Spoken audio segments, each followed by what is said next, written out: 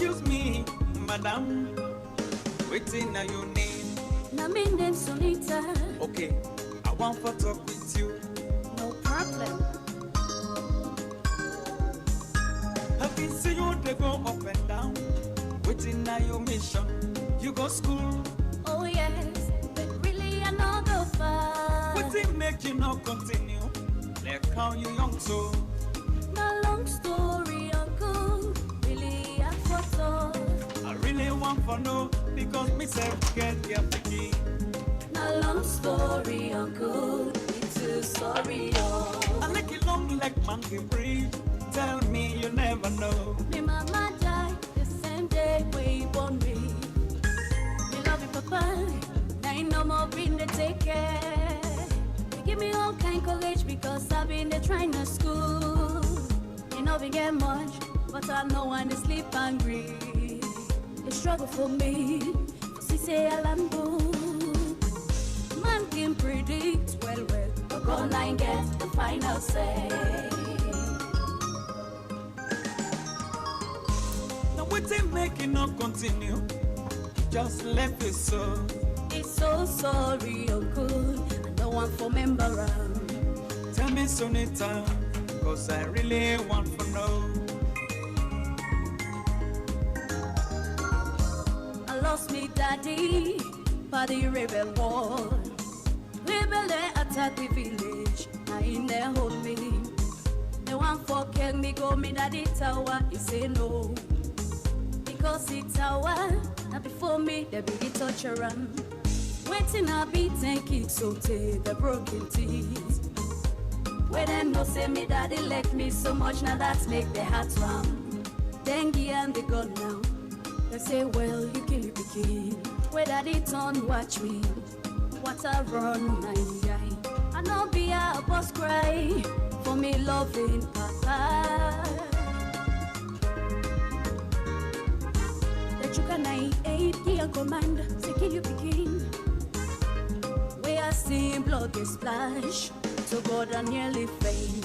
I tell daddy say kill me, if none no more go save your life. Daddy look me in the eye, shaking head and boss cry. Daddy hold the gun in hand, but to God enough fire. Daddy says Sunita, I don't get mine for kill you. Make I die with this pain. Once no more your life go more. They kill him before me. They say, well, you bury papa. Oh, what a wicked people. I not ever seen a life. Now this not me problem. Where they can me up and down. And now, make your soul rest in peace. I don't say it painful, Sonita. Do you hold your hand? Papa, I never get you kind of game. What no erasing? Why make it do so? Papa, I never get you kind of game. This is J-Bank's music. And I feel pain on my heart because of your story. Have faith, Sonita, and believe in the mighty God. But the waiting you go want for to now, for you living tomorrow. I want for further me education. College could be the best for me. I want for make sure for fulfill me daddy in dream. Daddy not there today, oh, but in spirit there with me. I don't get much, Sonita, but I'm gonna try for help you. And see don't choose book learning. I'm gonna try my level best. So let's progress, Sonita, and believe in the mighty God. Papa, oh, make your soul rest in peace. I don't say it painful, Sonita, do ya hold your hands? Papa, oh, I never get you kind of game. What no erasing? Why make it do so? Papa, oh, I never get you kind of game. Papa, oh, make your soul rest in peace.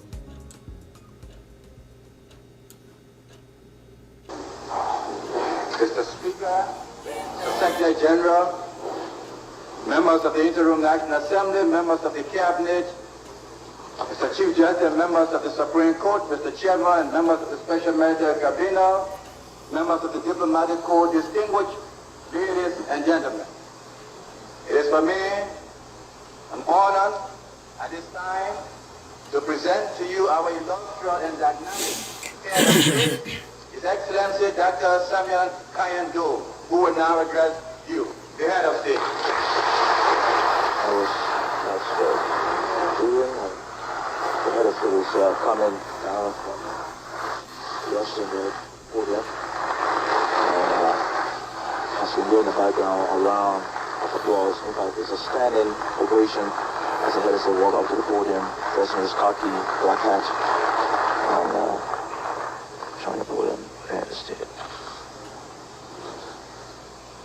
Mr. Vice President, the International Assembly, Mr. Deputy Vice Head of State, Mr. Speaker, Mr. Secretary General, and members of the International Assembly,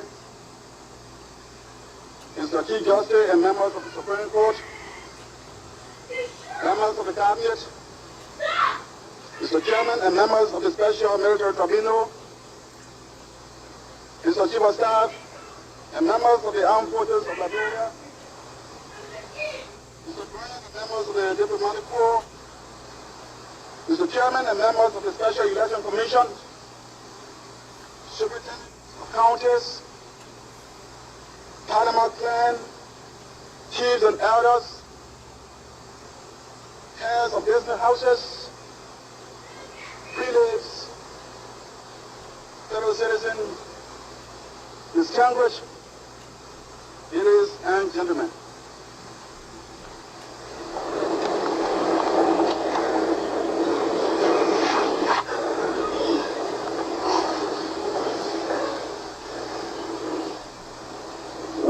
Gratified by your kind response to our invitation to assemble in this great hall today. The historic process which we have embarked upon and the mission we undertook 5 years ago for the liberation and development of this country make us duty-bound to invite you here to review the conditions and development in our country. As we are about to embrace the advent of the new year and to open perhaps the most significant chapter in our power march toward the Second Republic. My fellow citizens, distinguished ladies and gentlemen, the Almighty God has bestowed meaningful blessings upon us, both as a people and as a nation. By His grace, we have survived many obstacles. We want to thank all of you, citizens and friends alike, for your efforts, prayers and concern in bringing about and maintaining peace and unity in this country.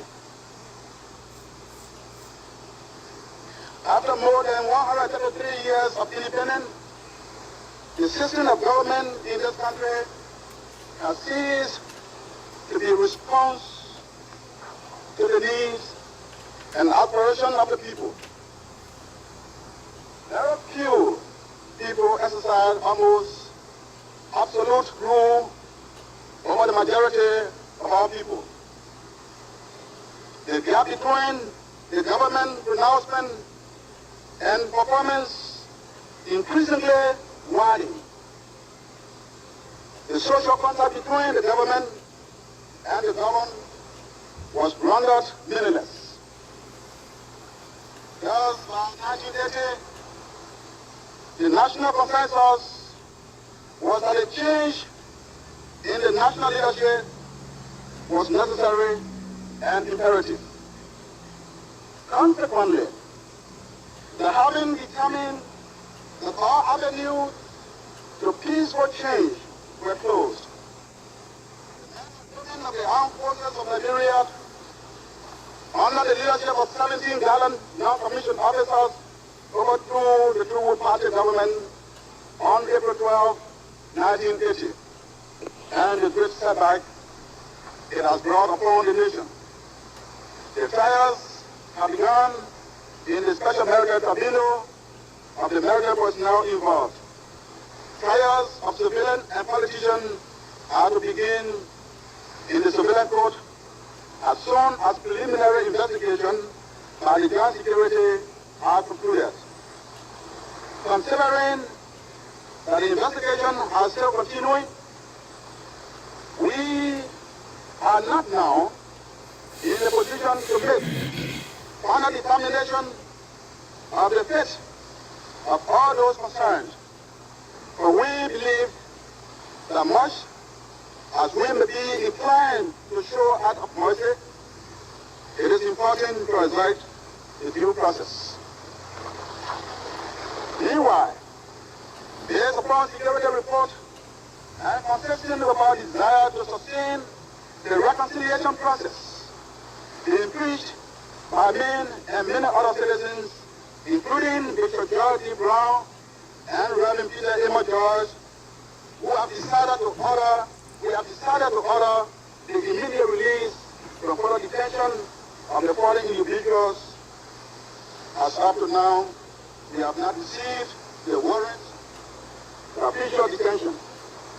We however request that they remain available to assist with the ongoing investigation if the need arises. 1. Sam E. Machadi, Azetobi, Kampala Zarba, Wama Yabauro, Rupa Nessa, Jim Paya, Tuan Wule, Emmanuel S. Kruma, Emmanuel L. Shaw, J. Real Vance, Aaron Admiral Brown Sherman, E. H. Gross, Arne A. Jenkins, and Tommy A. Clement.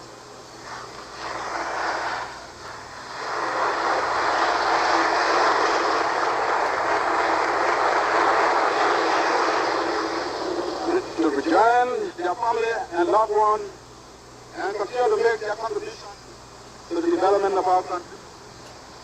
In an attempt to address the dislocation which occurred in the economy as a result of the above incident, and to ensure the survival of the country, we have already announced a series of economic measures, including redundancy, a retirement scheme of public sector employees. And fellow citizens, distinguished ladies and gentlemen, consistent with our commitment upon assuming power to promote the development of our national economy and improve the welfare of all of our citizens. We have initiated several measures over the years. From 1981 up to now, we have sought to revitalize the economy by encouraging greater foreign investment and instituting such measures as the National Savings Bond Scheme, across-the-board reduction in the salary of public sector employees, capital expenditure control, and the retirement and retrenchment of civil servants, among others. Regrettably, all of these measures have yielded little results. Additionally, we have observed that many of these measures, rather than bringing about improvement in the quality of life for our people, are contributing to a decline in the living standard of the people, as well as imposing increasing hardship on them.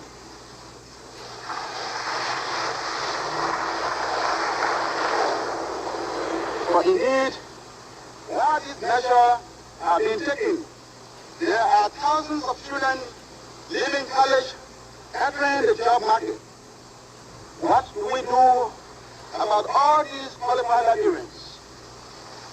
What do we do about those to be retired? What do we do about the numerous requests for development and job to shower throughout the country.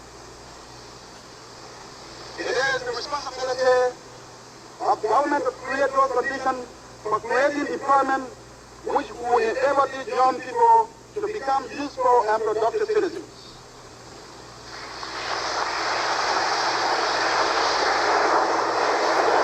It was in this light that in my speech to the International Assembly and the Liberian people in general on the 5th of this month, I alluded to the fact that other measures which require fundamental changes in our thinking and attitude will have to be researched too. In this interdependent world, we have come to realize that no nation can truly develop and prosper in isolation but require the full participation of all people. It is the responsibility of the government and people to determine what will be in the best interest. We have become increasingly convinced that the place to start is with the land. Our people must develop and grasp the re-identification of the concept and citizen of land tenure in this country. Traditionally, our people have nurtured a strong emotional attachment to the land. It was out of this strong emotional attachment to the land that the founding fathers enshrined in the Constitution of 1847. The provision restricting land ownership to citizens of this country who must be of Negro descent. While this strong emotional attachment to the land has been passed on from generation to generation until this day, yet our people have not adequately tapped the land to our national economic benefit and development. Consequently, in the face of our continuing national economic dilemma and the harsh reality of our economic situation, it becomes increasingly imperative to adapt the changing world condition and keep pace with other diplomatic nations, particularly those of the African continent. We must create the atmosphere of free to the land to provide for its improvement, for investment and employment, whereby all to benefit. However, we are aware that millions of our people own and have invested extensively in land and real estate property in other countries, in Europe and the United States, thereby providing employment opportunity for the people in this country. Accordingly, I have been pleased to have received the following communication from the dissolved People's Redemption Council, dated April 26, 1984, which I hereby quote. Mr. Head of State, the Council acknowledges with thanks your letter dated April 25, 1984, PRCB DM2509, slope 1984, directing that we carefully review your proposal related to land ownership in Liberia by non-Africans. Mr. Head of State, land is power and wealth.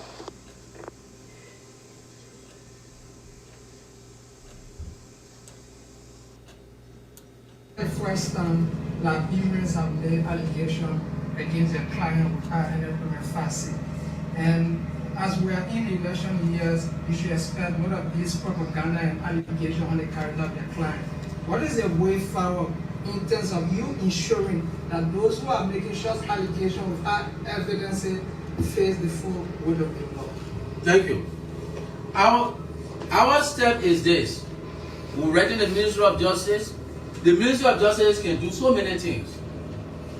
First of all, our social media airspace is not regulated. In America, you don't point anything. In Sierra Leone, you don't do that. In Africa, you don't dare post anything irresponsibly. No. There are certain things, in fact, they don't appear on the social media.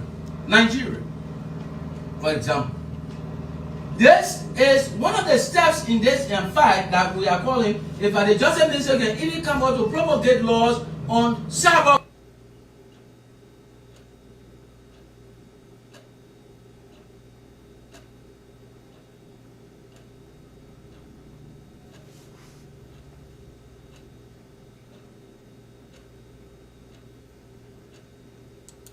First Liberians have made allegations against their client with unemployment facet.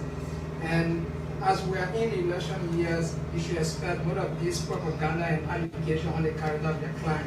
What is the way forward in terms of you ensuring that those who are making such allegations without evidence face the full weight of the law? Thank you. Our step is this. We reckon the Ministry of Justice. The Ministry of Justice can do so many things. First of all, our social media airspace is not regulated. Okay, the winner of Liberia.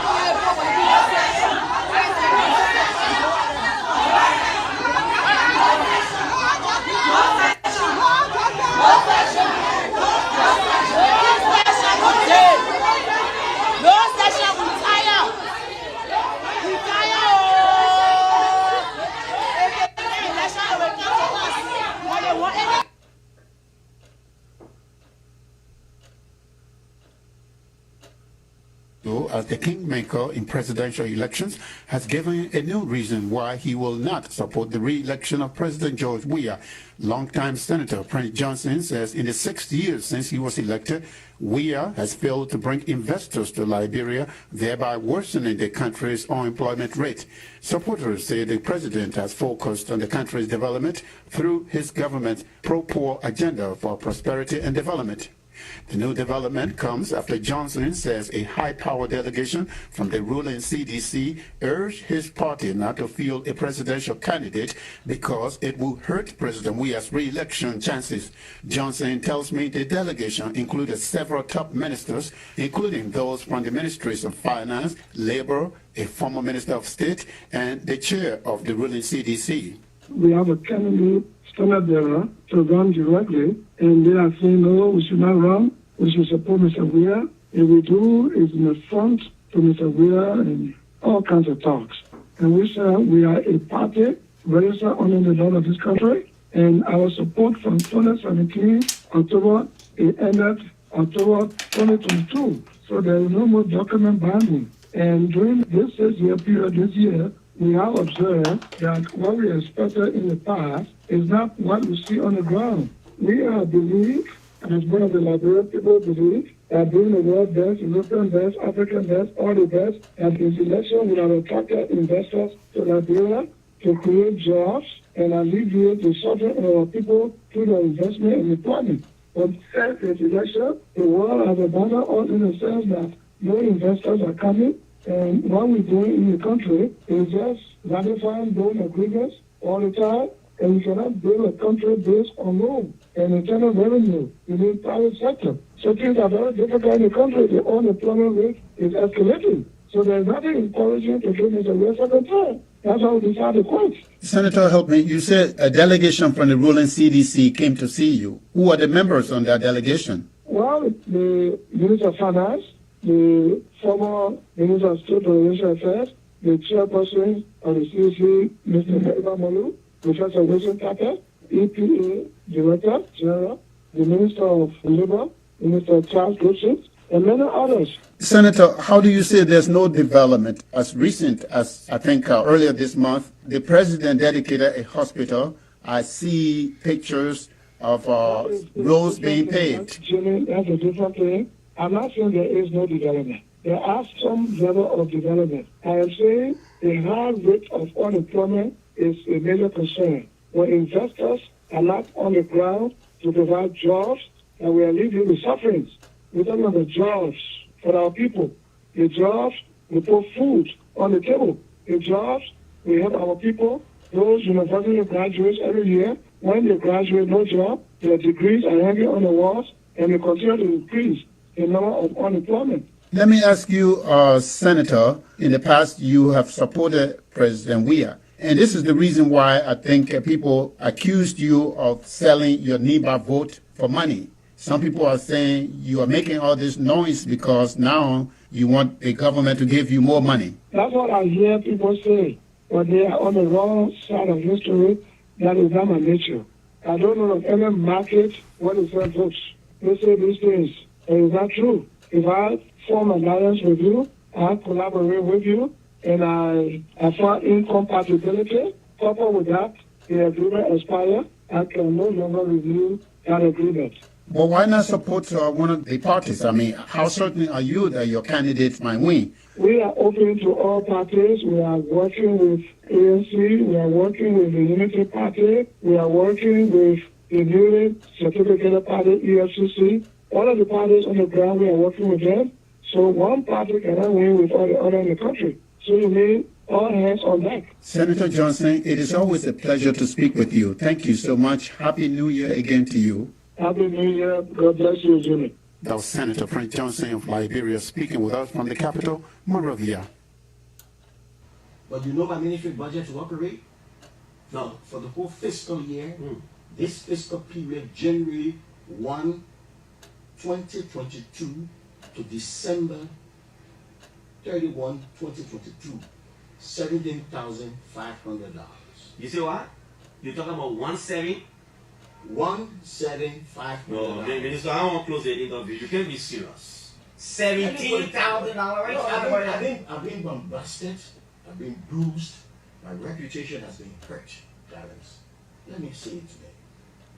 17,000. 17,000. And to date, since July this year, not a dime has come from the Ministry of Finance and Development Planning. Out of the 17,000. Out of that 17 to run to operate the Ministry of Information, Culture, Affairs, and Tourism. So how you working now? How you doing your work? So we go there. So we go there. We do what we're able to do under the circumstances. So we go there. We do what we're able to do under the circumstances. Don't put a cat on the Do you ground. feel of resigning? No. I mean, I wouldn't let President Weah down. To do so, I wouldn't do that's not cross my path. Perhaps maybe I won't have a meeting with him because I don't believe he's fully abreast. You should have access to the president, Mr. Minister. Yeah, the president should call you every morning to say, "Lady, what's up?" Or you should have unhindered access to the president. Easier said than done. When we're in a political world, we're in a political field. Certain things happen behind the scenes. I wouldn't like to delve into it, Clarence. But I say this much, all right? I have a great deal of admiration, respect, and loyalty to President Weah, no doubt about it. Even if I was fired tomorrow morning or I left this position, I remain loyal to President Weah because he's done great things. I know the man. He loves people. He loves this country. I know what his intentions are for Liberia. So I'm going to be one of those such persons who once you leave a position, then all of a sudden you see You tend to an apple. or you tend to a negative person against that individual. I will never do it. If I did so, my God would never bless me. But the truth is, in governance, there are political juxtapositions. People hate people because of who they are, not necessarily because they have a personal beef with you, but because they see you differently. So they do everything to bring you down so that they shine. And some of us aren't those who go around yelling and fighting and making noise. And I try to do my work in the modesty of my intelligence, trying to engage with people who I believe will listen, will lend an ear, that will bring the kind of results that we need to do the work we want to do. But it has reached a point that I believe that my reputation too, personal reputation, has come on the line. How frequently do you talk to the president? President, I haven't spoken in the last 3 weeks because he's been traveling out and about. I hope that we can do that during the course of this festive season. The expression in your face is telling me that something is not right. You're getting tired of something. Well, I'm not that I'm getting tired, but I have a reputation and I have a family. I have a reputation, I have a family, and when one's reputation is on the line, because every time I wake up, people say a lot of things. Oh, Rennie not doing this. They say you're not that kind of robust person. Yes, because an empty belly cannot talk loud. You understand what I mean? I'm speaking in parables. Father, An empty belly cannot talk loud. Send the team to play on a hungry and don't get any food to eat and see whether they will win the game. Send your children to school in the morning hungry and don't give them recent money and see whether they will score good grades. They will be constantly, they'll be swelling the way to the schoolyard because they're hungry. The truth of the matter is, we need to have a strategic, intentional approach to communications. Than what they have done. I can tell you what Honorable Parker did and what she did not do. And many people looking at her as a female in politics, let people like there's nothing about being polite. She just who the students say she is. She just who. And what do we need? We need to vote them out.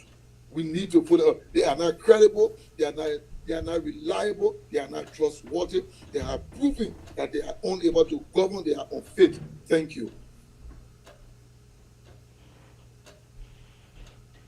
Before I come to Jupo and then Pia, let me play Jupo. I want to hear your reaction from how will somebody in Bond County react. But let me play the video. I see people requesting that I will play. Let's play one or two more times.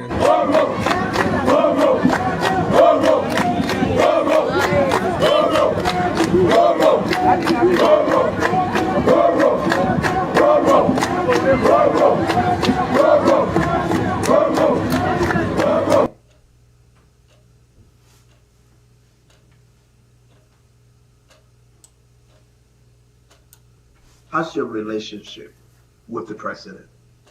I think my relationship with the president is okay. We're working together. We're making the impact that we should. And I'm grateful to be sitting here as the first female vice president of the Republic of Liberia. If you look at relationships, and each of you sitting over there, I think most of you are married. If you look at relationships, there are always ups and downs, but our interests remain singular. That is not about my personal interest or about the president's personal interest. It is about what both of us can do together for Liberia. And I think that is the relationship I want to talk about. And it is strong, we're working, we're doing what we can. And I'm just grateful to have such an opportunity. Thank you. Your political relationship, to be exact, together since 2018. I saw you crying upon his acceptance, that joyful moment. You took your handkerchief, you clean your eyes, you pass it over to him. He did the same. It was, listen, that is touching. It have gone down in the Guinness Book of Record. That relationship, is that the same relationship we are talking about? And Stanton, let me be frank, and I don't think I've ever said this on international wire. But I love George Weah with all of my heart. And that's the bottom line. If I didn't believe in him, I would not have given up my destiny to support his, which is what I have done. And so I believe together, in spite of all of the things that have happened, and I always say, President Weah and I have never argued. He has never raised his voice at me. He has never been abusive to me. There's times that I'm a little bit irritating and I keep, pushing issue, how can harass you, so now, let's do the thing here, let's do it like this. And maybe, he may have a different plan of action or want to do it another way. Then you say, VP did it here, and are working on it. But I think the two of us, as two individuals, we have a very good relationship. There were times that others intervened in areas that caused additional hardship, but I can never sit on the international or local media and say that the president and I have a difficult relationship between the two of us. I think we've worked together very well, and I'm his deputy.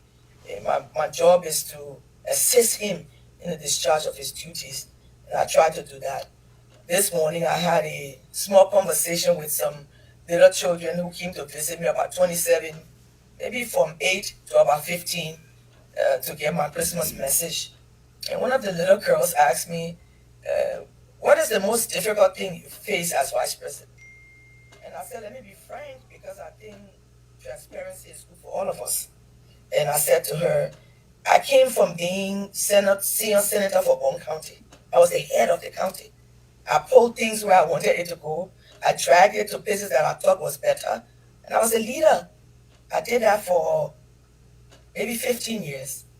Then I come into a space where I'm vice president and I'm second in command and I have to wait. I have to serve. Even if I have an opinion, I have to discuss it with the president and get his view on what he wants to do because he's the leader here. And I think that was the most difficult thing, remembering that I'm second and I'm no longer first. But I think the Bible tells us, and it's something I believe, that he who maybe wants to lead one day must also serve. So you get a chance to taste both parts of the leadership spectrum. And so this is someone I care about deeply as my leader.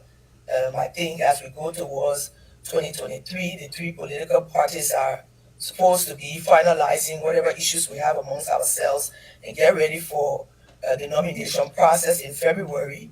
And then we'll begin again to seek the mandate of our people. We'll go across the country, give our platform, talk about the positive things we've done, and ask for that second term. So I think the relationship between the both of us is okay. It's a working relationship. And I've learned a lot over the past 5 years, being second in command to someone like President George Weah. And as I said this morning, I'm indeed grateful. Thank you. Together, my last question, and the guys will come in. Together, since you guys took the rim of power in Liberia, 2018 inauguration, today is the 24th of December 2022, but one more year. If everything in place, but one more year. October 10 will be election. We can say what we want to say, Madam VP, but it's election year.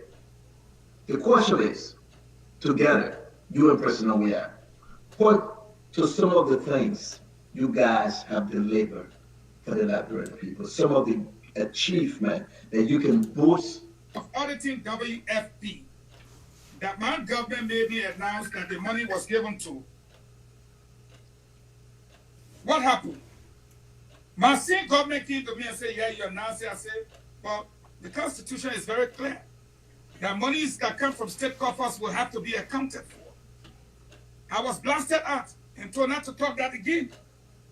And it's in the Constitution. You don't give money, state resources to anybody. Even the president's speech that's coming out, he has to explain. So what do we do? I was blasted out. I'll let it go. Does anybody know any audit report or anything from the 30 million? The answer is no. The $25 million mop-up. And when the issue came, I was told, I was the deputy minister, I was told to tell the country that WFP is an international organization, therefore they cannot be subject to audit. I said, but the Liberian put money, I can not audit. But again, like I said, I was blasted up.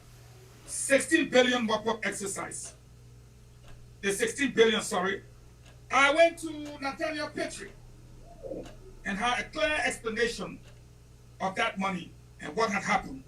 And that our country's currency in circulation was about 17.5 billion. So it was not possible for the 16 billion to get missing.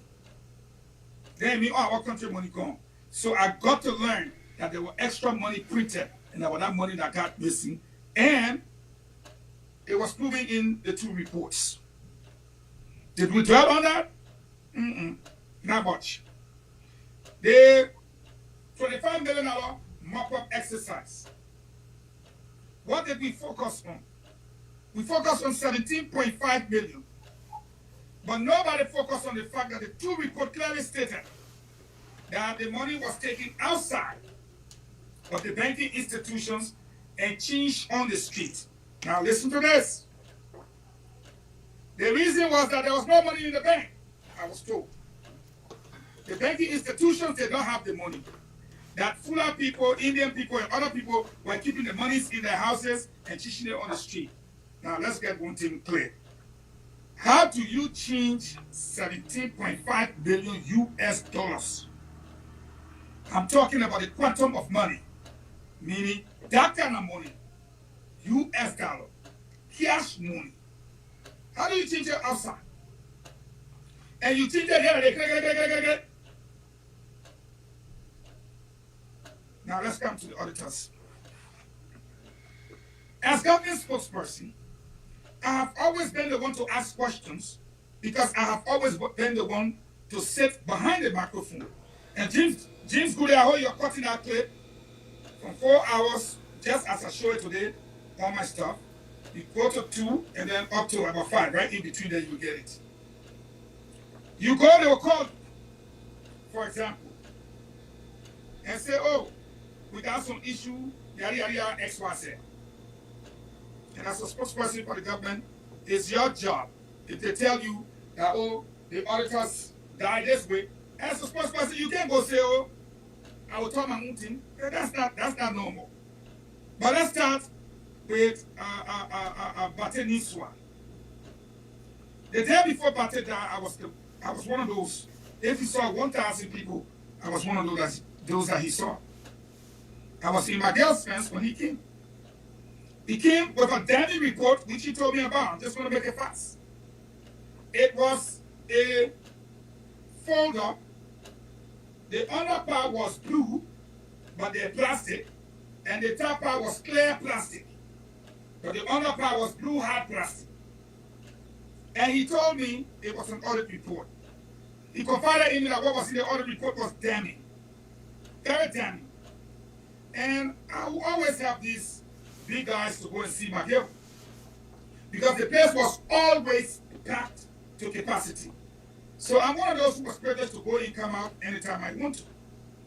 So I went and told my girl that Bate was there. And that Bate said he had an audit report and had Bate said let him wait. Bate was dealing with people. I know what Bate told me concerning the damning things that were in the report. One had to do with the port. So when I went in the second time and Bate could not see Bate, and Bate said, "Mama, I'll come back tomorrow." I said, "Okay, then I'll just tell Bate you'll come back tomorrow." That was it. The next morning, I went to pick up Bate. I went to pick up Natalia Bagel, and we normally do our stretch right in the yard. We go for a walk. We went for our walk, and while on our walk, we got the call that Bate had passed away. We were both shocked. How it happened? They said he fell from up was the initial report we got. I was asked to go and announce stupidity. That's how we call it here today. And I said, no, there has to be a report. The police have to give us initial findings on what happened, what did happen. We have to know. But Maggie was very distraught. He was very disturbed at that news. We did not end our walking. We came back. Maggie does not normally go with his own. So again, when that happened, we came back trying to put together the pieces. It wasn't making sense to anybody. Why would Bate Niswa go to Calabash and get drunk to the point where he can't walk? Who drove him home? That question today cannot be answered. When Bate left his house to go to Calabash with his friends, who did he leave behind? When he came back to his house and he claimed his death, who carried him upstairs? He walked? If you are that drunk. But Bate, who is Bate? Who got his own house? Don't know where the bathroom is. The story we were getting from the initial report They said he woke up to go pee-pee, and he used a saddle from where he fell. Who was there to know that he wanted to go pee-pee? How did they manage to know he was going to pee-pee?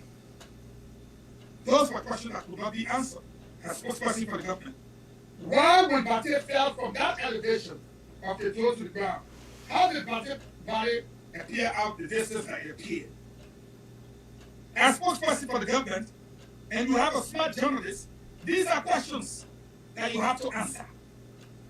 Because when you put together the pieces, it does not make sense. He had lived in our house forever. No matter how he was drunk, how did he get up? Who put him in the room if he was that drunk? Okay, fast forward. I don't want to waste my time. That's what the gift. May their souls rest in peace. When asked again, I had similar questions. Who was the first to speak? The president. What did the president say about them? Apparently they were making love in the car. That threw the whole debate from the reality on the ground. And people who know about it, I'm challenging them to speak to it.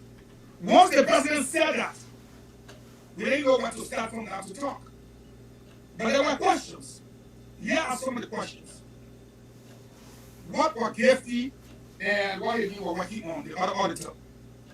They were working on a very damning report from different entities, including the port being the main one.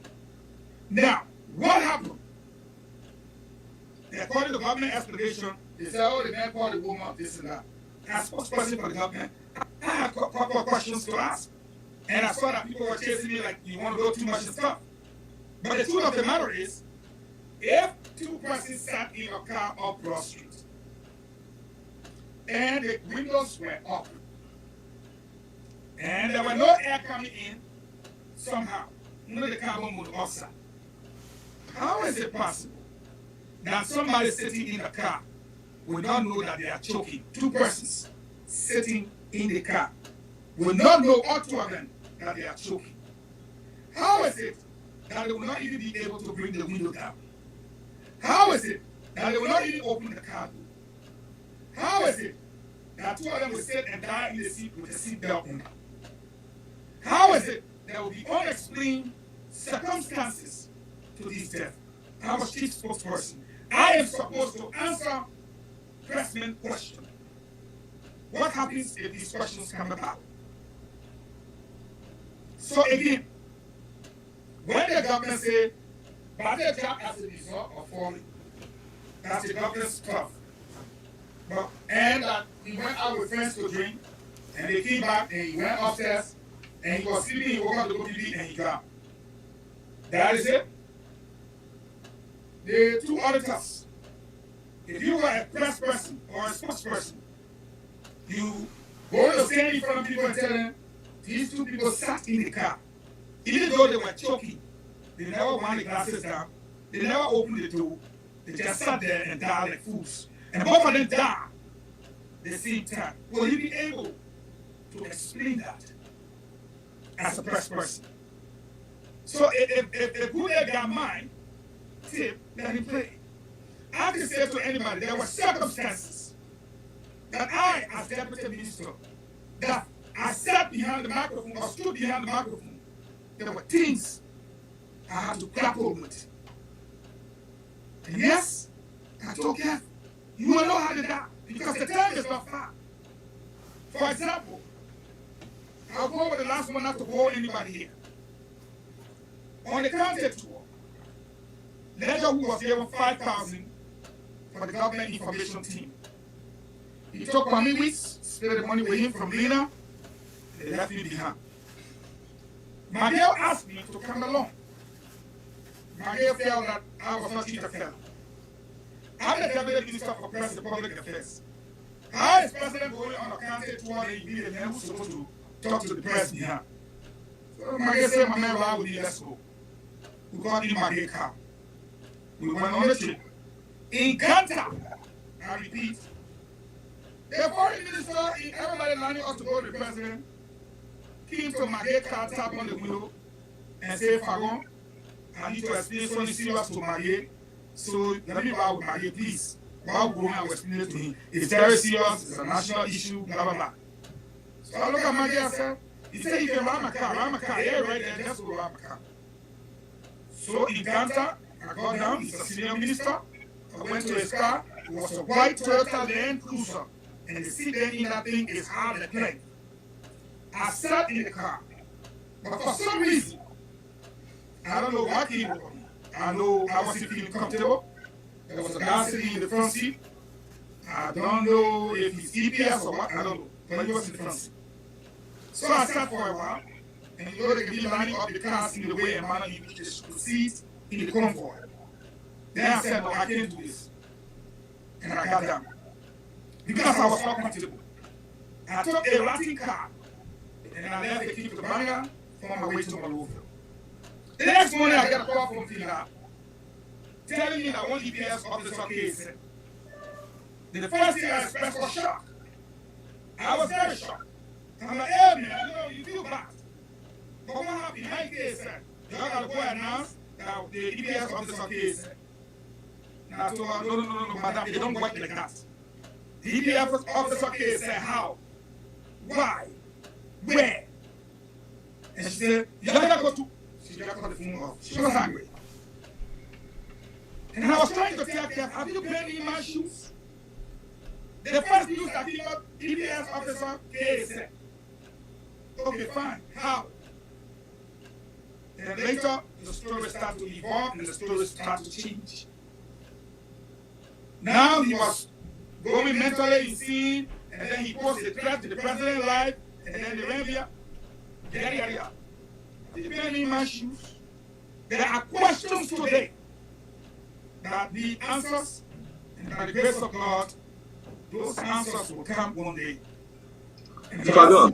Thank you. And very humble to welcome all of you here at this event, this press briefing, purposefully convened to provide basic clarifications on allegations made against one of our highly professional and dedicated officers, and to a greater extent, the mayor of Monrovia, by some political actors who are on a well-calculated vocation to perennially spill a bull-faced fairy tale against the torchbearer of the Monrovia city government, which apparently they think is feasible, or the only feasible way to demoralize and demoralize Mayor Jefferson Tamakoji, thus attempting to stall the work on his work at the Monrovia city government. For us here at the Monrovia city government, it is our pleasing and fiduciary duty and responsibility to provide a conspicuous clarity to avoid consistent misconceptions within the public sphere. Over the weekend, while in Lima County celebrating the flagship Sports for Peace initiative, an apolitical initiative of President George W.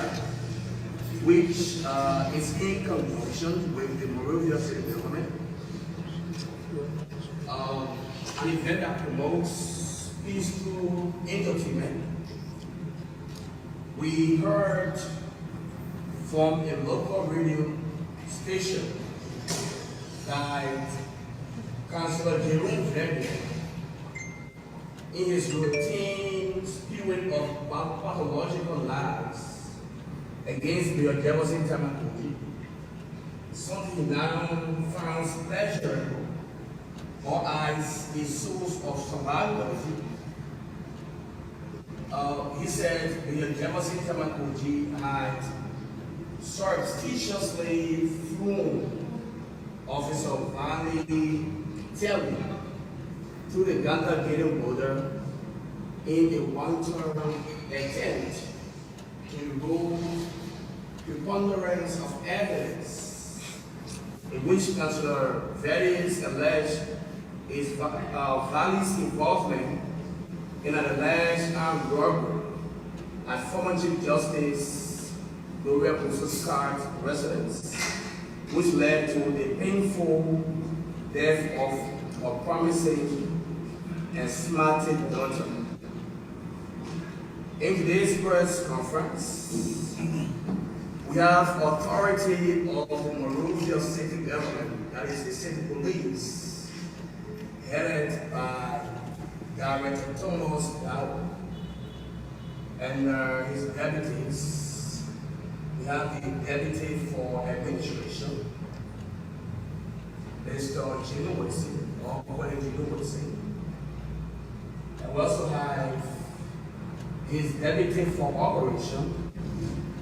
We have the director Abraham here, who is seated there. And we also have with us the man who has been accused and alleged by Councillor Jerome Vega voluntarily. So the director of police, city police, will brief us, and from there will be responses from his deputies as well as patrolmen, who is an accused, and for which they have called this person reference. There we go.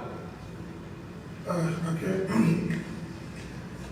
Fellow citizen of Monrovia, member before President, it's been very easy to request.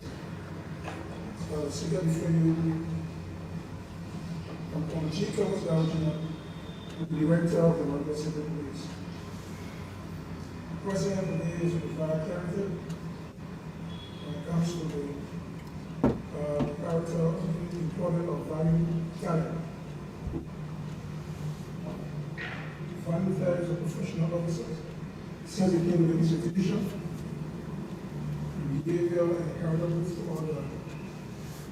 Automatically, is not the same person before. The past month, when I've been working, I've never witnessed any bad character of him that is outside of our rules and regulations of the Monrovia City Police. So information has been spread around from the various talk shows. The manager left the country, which for I don't know the reason or where it was speaking from. I will say this to you is a bodyguard. It's a forceful, it's a bearable of the devil. When you seated right there, in red and blue, the city police department. And there was no record or history that he left the country. Manager is a patrolman and he takes charge of the day-to-day activity when it comes to a charge of automation. And one thing I want to make clear, there were photos that have been used or have been shown on Facebook. These are photos from past record. In fact, it is a fake account. So people use people's past history to accomplish the mission.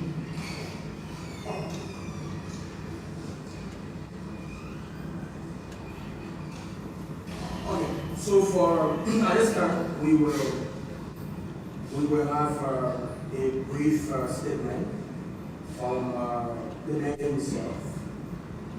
He will speak to you to tell you his story, to tell you who he is and what he do as an employee of the NCC, to be specific, the Monrovia City Police. So, Patrolman, really,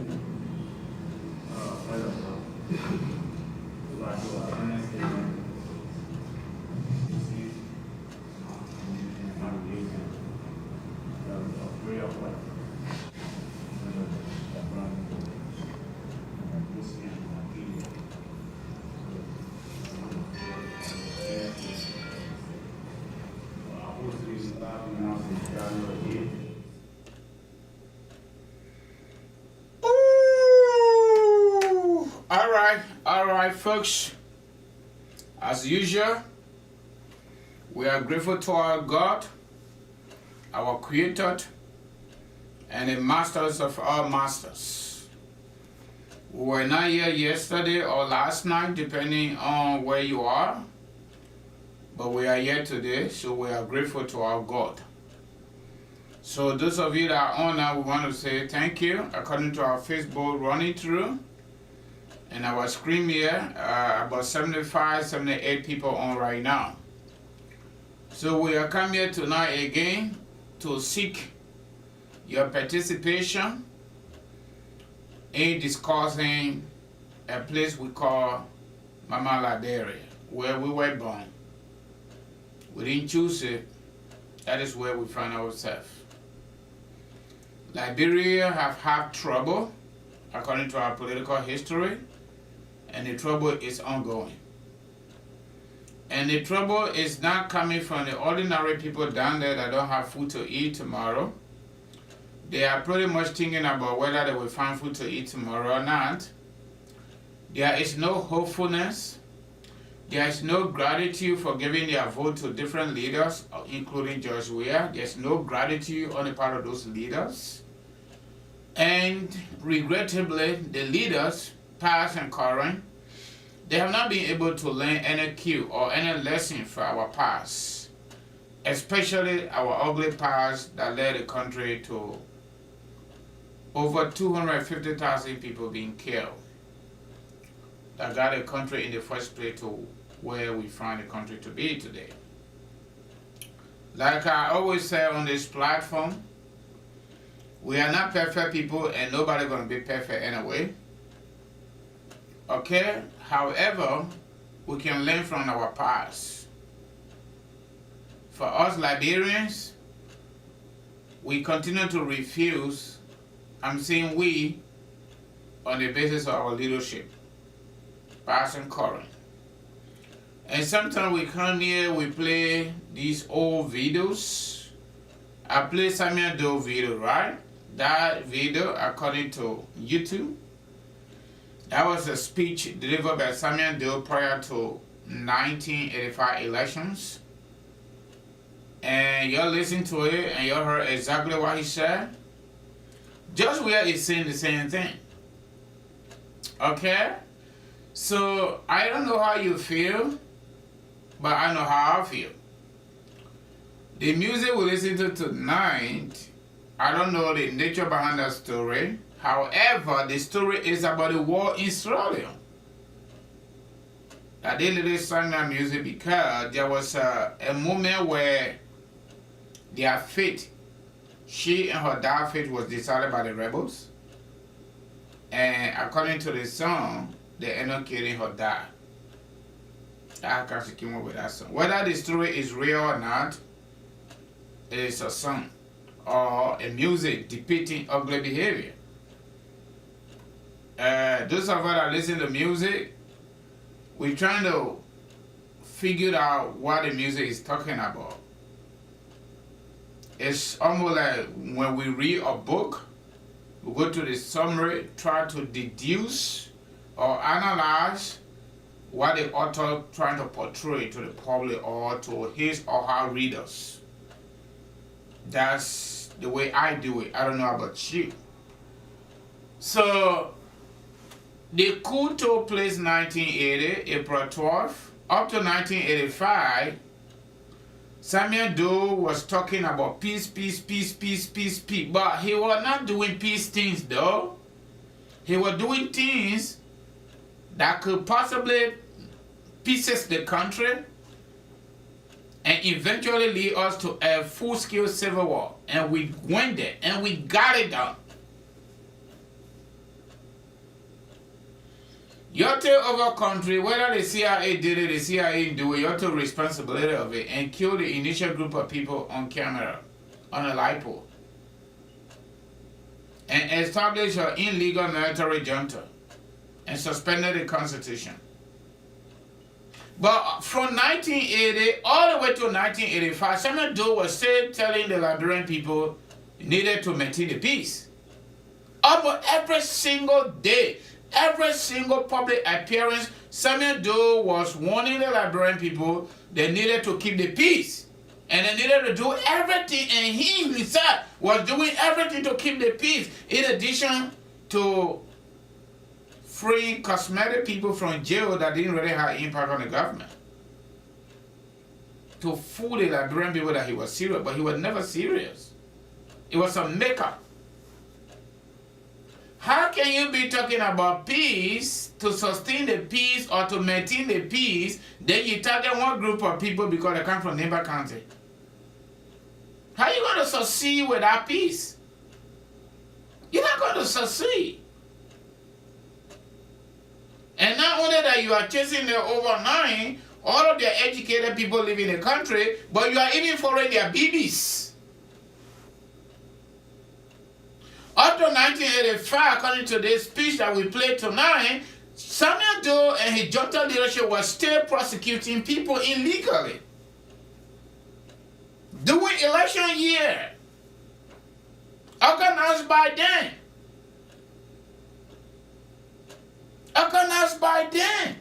The Constitution was still suspended. He was still talking about the Second Republic coming into force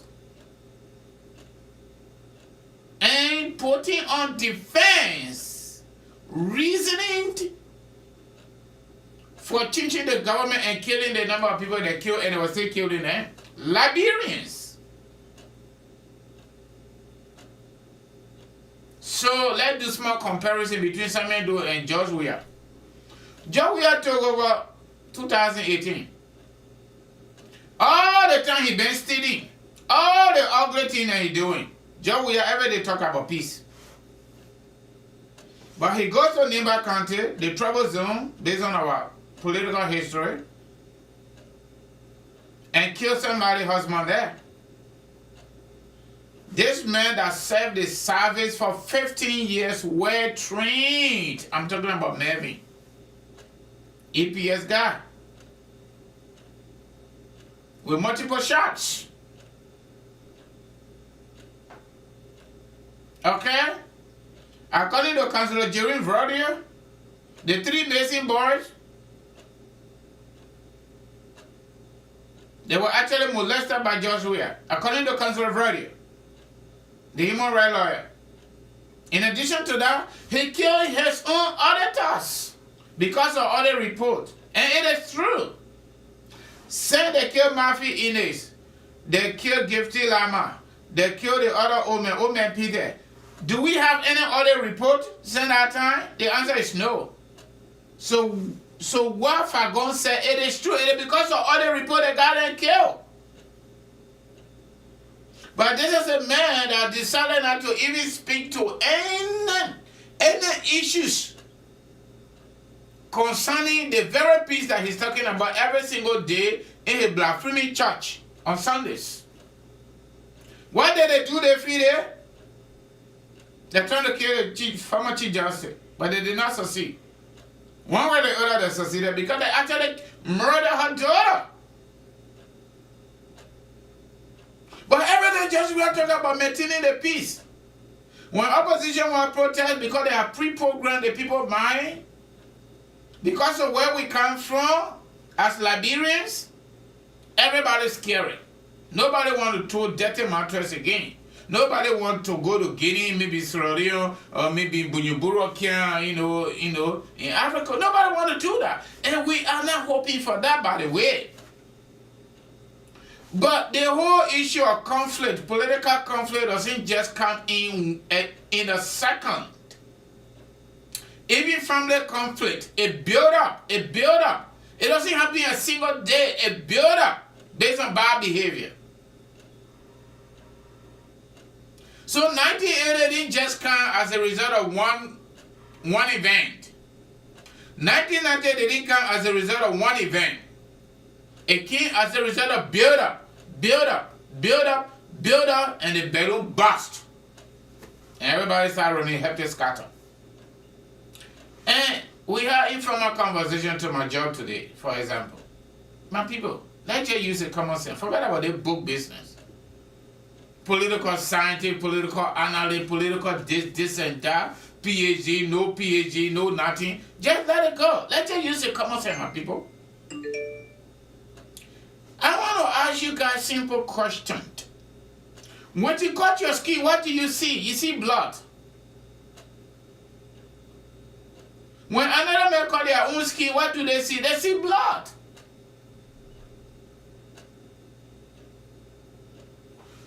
The Bible says no sin go unpunished, right? And the Bible further go to say, whatever you sow, so shall you reap. Meaning you're not going to plant rice and get mango out of that. You will get rice out of it. In another sense, if you do good, you'll get good pay. If you do bad, you'll get bad pay. You get bad pay. These are the fundamental of life. We can go up, we go down, we go in the middle, but on the basis of common sense, it is practically laid out the way we human beings, regardless of where you are, you're supposed to live. And depending on how you live, you either be better or you will be ugly. I'm not saying this to support violence, but again, there are so many things happening in Liberia that could lead us to where we came from almost 20 years ago. But our government refused, especially George Weah, Ellen, recent, these were the two leaders that have come to power after war. Did they work on our component of DDRR, rehabilitation and reintegration? No. But what is the CDC history? Especially Jeff Koji, for example. Murba Moroda put him on defense for all the things, about the former Chief Justice. What is their history? The CDC fundamental history prior to taking power was they prepared early Justice Sadiq Kiaske. All my sisters and all my aunties and your excuse, but I got to say it. This is their history. They put Kuwe on ugly underwear, and they said that were early painting and how they would prosecute war and economic criminals when they take power. That's what they said. They didn't say it 1 day, they didn't say it 2 days, they didn't say it 3 days. They were consistent. Who was their leader? It was George Weah. This is history. Whether you like it or not, it is a fact. Are you going to say it is politics, so they take power, they change? Okay, that's fine. But we still got to push it in your brain. You got to push it out. If nobody ever talk about war and economic crime in our political history, CDC under the watch of George Weah, championed by Jeff Koji, Moba Moru, the former chair, including Mageda King later on 2011, as a result of Winston Thomas NDPL joining the CDC. They all talk about war and economic crime, including CDC USA leadership right here in America. Silent. They take over the country. The very rebels, the criminals that they were against when they had no power, they brought the #1 person as VP, Joel Howard Taylor.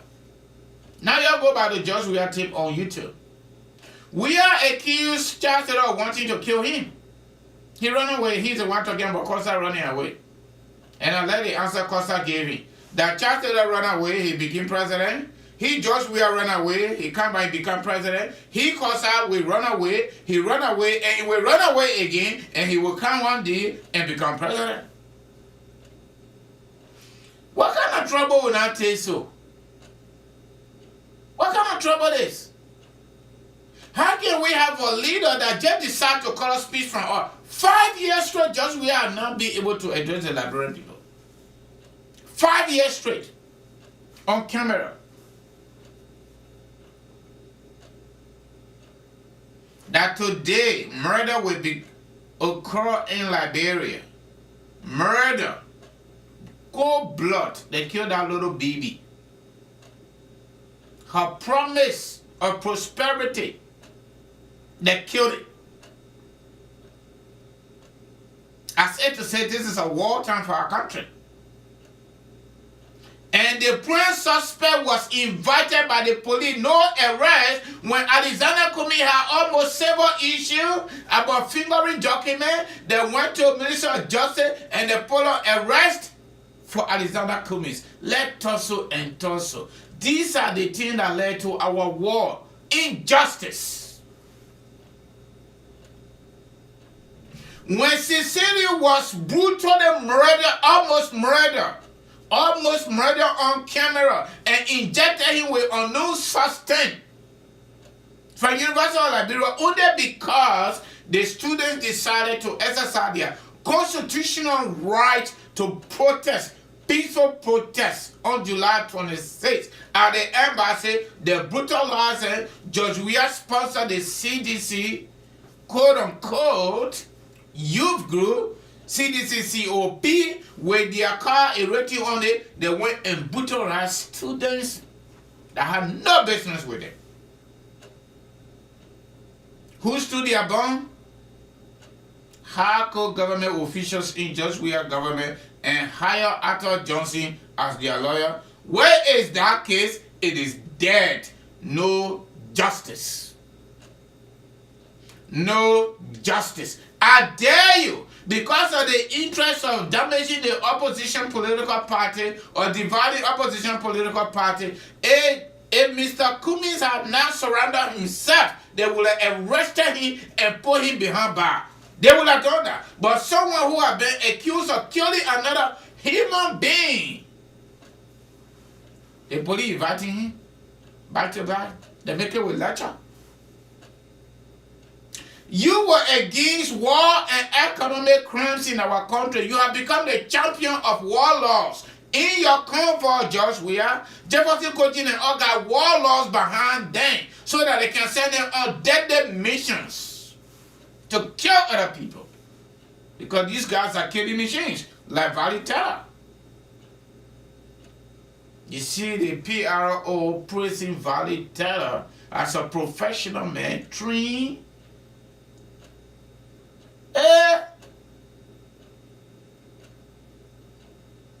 What kind of problem people are saying so? You see, and the women protest. I'm not in Liberia, right here in America. Okay? What happening? What happening? We don't know. At the end of the day, a few days from now, a few weeks, that thing dead. That thing dead. It's finished. No justice. There's something God say you can fool some people sometimes, but you cannot fool all the people all the time.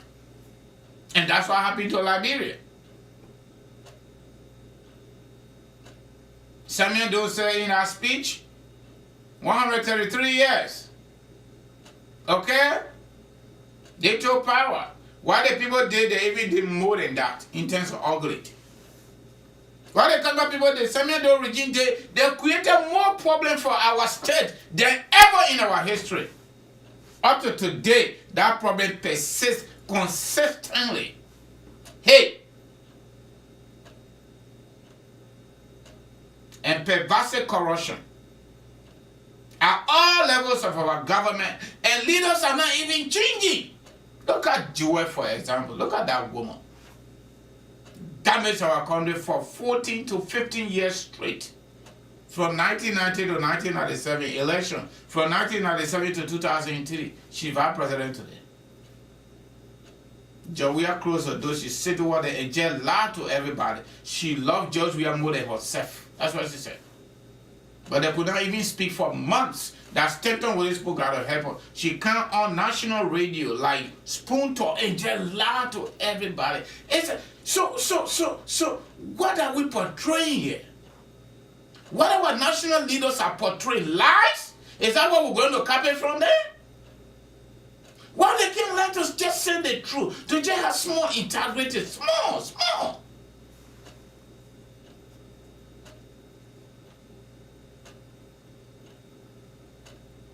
Presidential elite security. What they did, what they didn't do, we don't know. They deserve to be killed the way the guy killed, the way he was murdered. It maybe did anything wrong. It was the best interest of our country to tell him what the Minister of Justice. But they murdered him with multiple shots from AK-47. Then a woman involved, someone who is a surveillant, far away from security. Fidabondo, chief of political for the executive. What's she going to do with security? A judge where it's right there. Then they can't tell the make it say.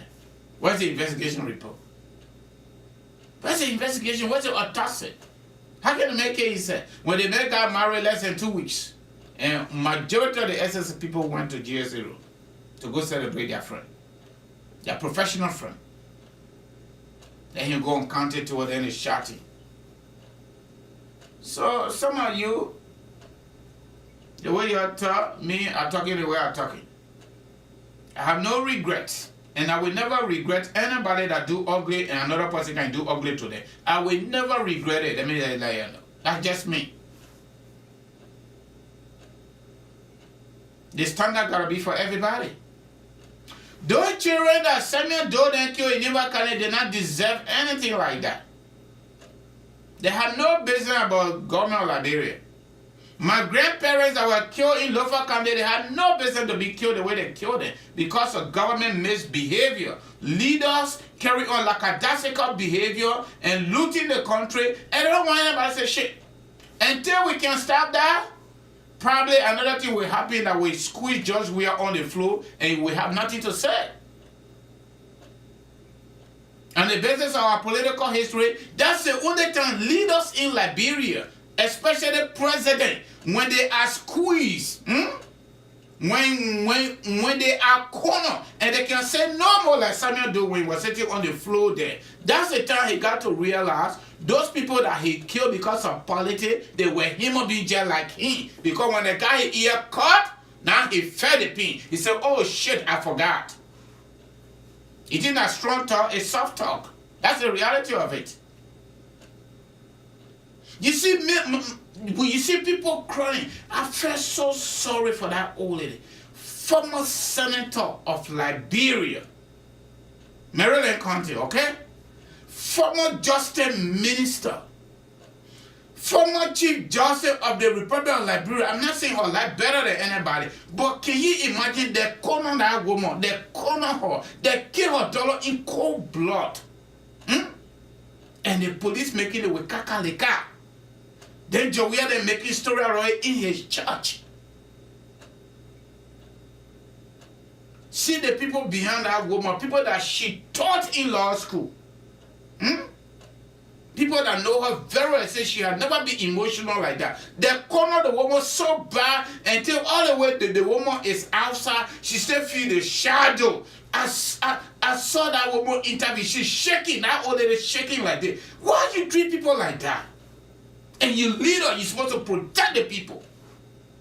Why you treat people like that when you are a leader? No justice. No justice. You think he will go free? It will be extremely difficult for George Weah to go free. Because this is way too much. That old lady could be my mother. And she could be your grandma too. How you corner people like that? You enter on her to kill her, you miss her. No justice.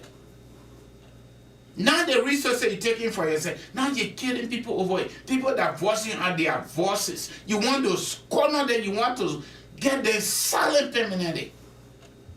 Hey, yeah. Whether you like the conversation, you not like it, that's your business.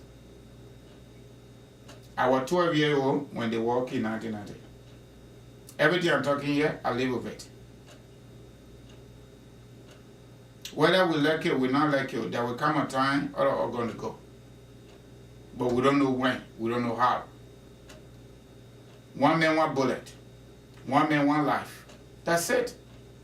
Whether you're angry, you're not angry, you're on top of the game, you're not on top of the game. When that time reaches, no question. Samuel Doe never knew that he could be cornered the way he was cornered by Prince Johnson and Charleston. And that was a moment. It was a moment. When he declared Nimba County as enemy of the state and Imbadians, he didn't know that he could also be declared as enemy of the state. But he got to realize it when it was late. Those of you that don't like the conversation, just shut it up and go to bed. But it is reality.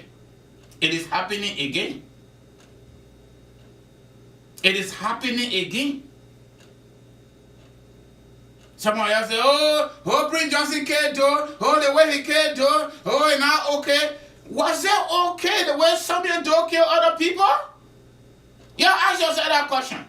Was it okay the way he killed those babies in Nimba County? Was that okay? Was it okay when he massacred people in the church because somebody was hiding there that he was looking for? Was that okay? Was it okay for them 15, 16 people to be slaughtered on the light pole with AK-47 on camera? Was it okay? Was it okay? Was it okay to own over 3.5 billion in the Swiss bank, Liberian people money? Was that okay? You tell me that. And you say it was okay. Whatever judge we are doing is okay. But for me, it is not okay. It was never okay. It is not okay today and will never be okay even tomorrow. That country is not for one person. It's for all of us. Anybody you come, you out of the country for you and you want to silence other people, your days are numbered. It's going to happen to you because we are human beings and this is a human society. This country we in, so this America here, they went through plenty of trouble. But the people decided to change gradually. So we refusing, no problem. We'll keep fighting until our leaders can change, we fight. Anybody who say you are a Liberian, you are not angry, it is on you. Me, I am angry.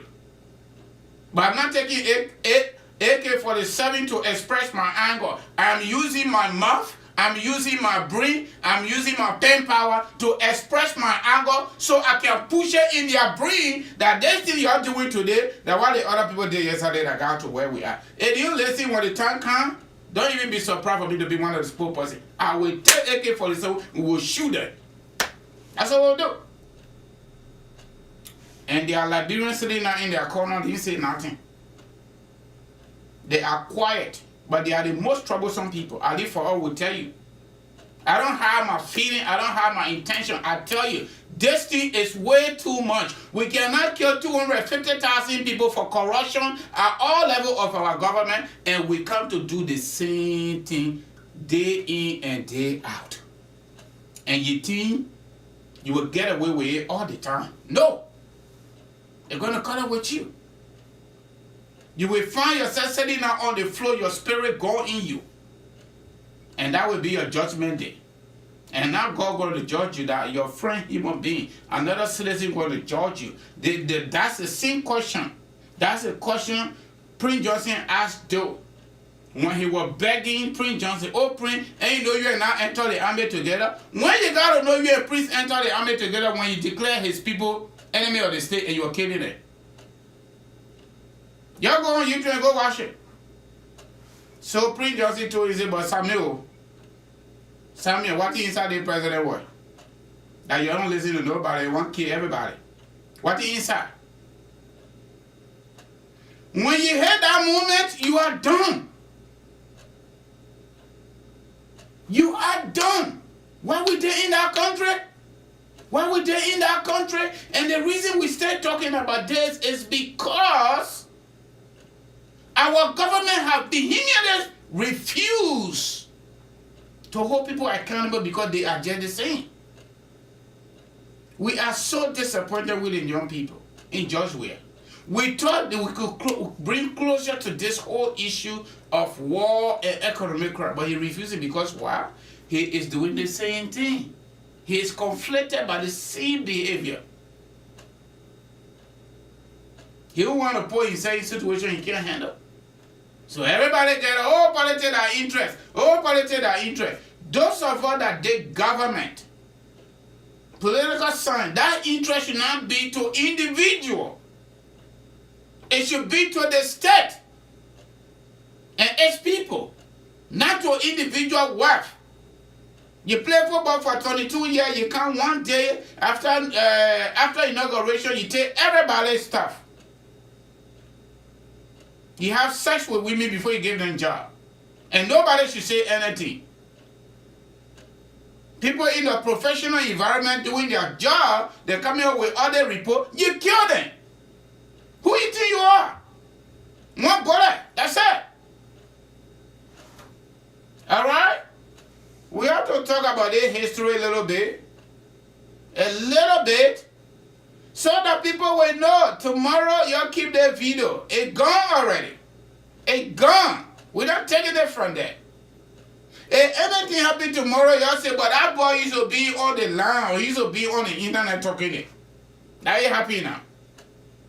People told Samuel Doe, they think you're doing it will cut up with you. What did he say? He said when two elephants fight, that the grass can suffer. And we saw the end of it. We saw the end of that.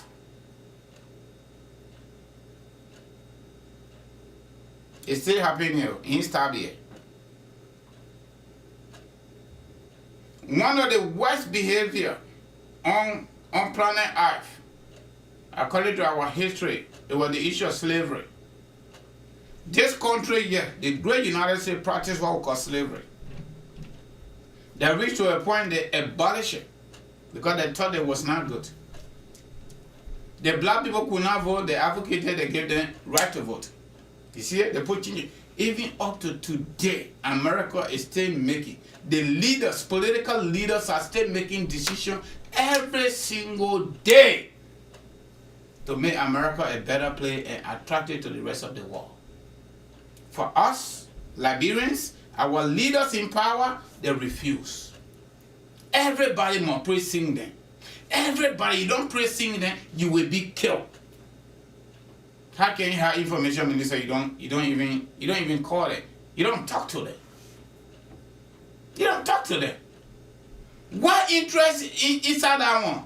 You appoint a person, you got power to appoint them, you got power to dismiss them. If you don't have interest in it, why are you keeping them there?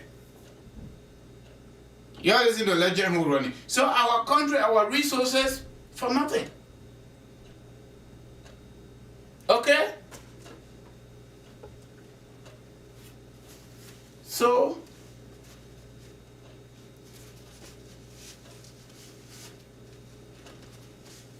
you're sorry, I gotta wipe my face. I'm sweating. Okay? Our country is not going anywhere. It is our hope and our prayer that it will change. But we got a big gate. And this gate is Tuesday, October 10, 2023. I finished talking my own. The question tonight is, considering everything we are observing, the same old thing, similar thing that happened yesterday that led to Samuel Doe breaking the election in Liberia, 1985 election, that even escalated and fast-tracked the Civil War. We've seen this more again. Okay? Liberian people were buying it. They said, hey man, America already prevailed on him. The international community through UN, ECOWAS, AU.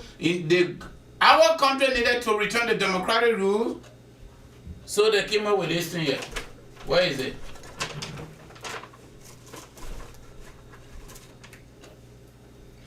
When their constitution got written,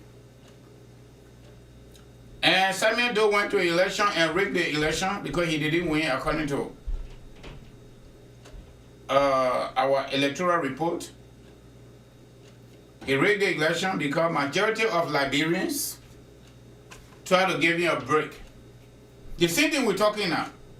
We'll go to election 1985 and boot him out. Then the case closed. Regrettably, the people voted. They show up, they voted. Samuel Doe rigged the election. even though he shielded himself and portrayed himself as a civilian president, but he was still chasing people. He was inaugurated. When he got inaugurated 1986 January as per the new constitution, the Second Republic officially started or begun. The Second Republic. Similar thing with Ellen Johnson Sirleaf. After we fought for 14 years, government key in, government went back. Charles Taylor became president, the country went back into transition because of the same behavior. Y'all know the history. We just giving you the synopsis. Charles Taylor fought alongside with other folks. They have warring factions. According to media, local and international, he won the election. Out of 13 political parties in 1997, he won the election. He won it fair.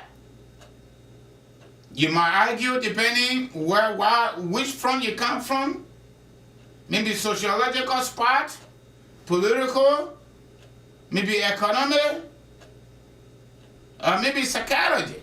Because a lot of people say Taylor had already controlled the country, 90% of the country prior to 1997. So that gave him the leverage to win the election. Okay, good, but he won. What did Taylor do? He didn't change.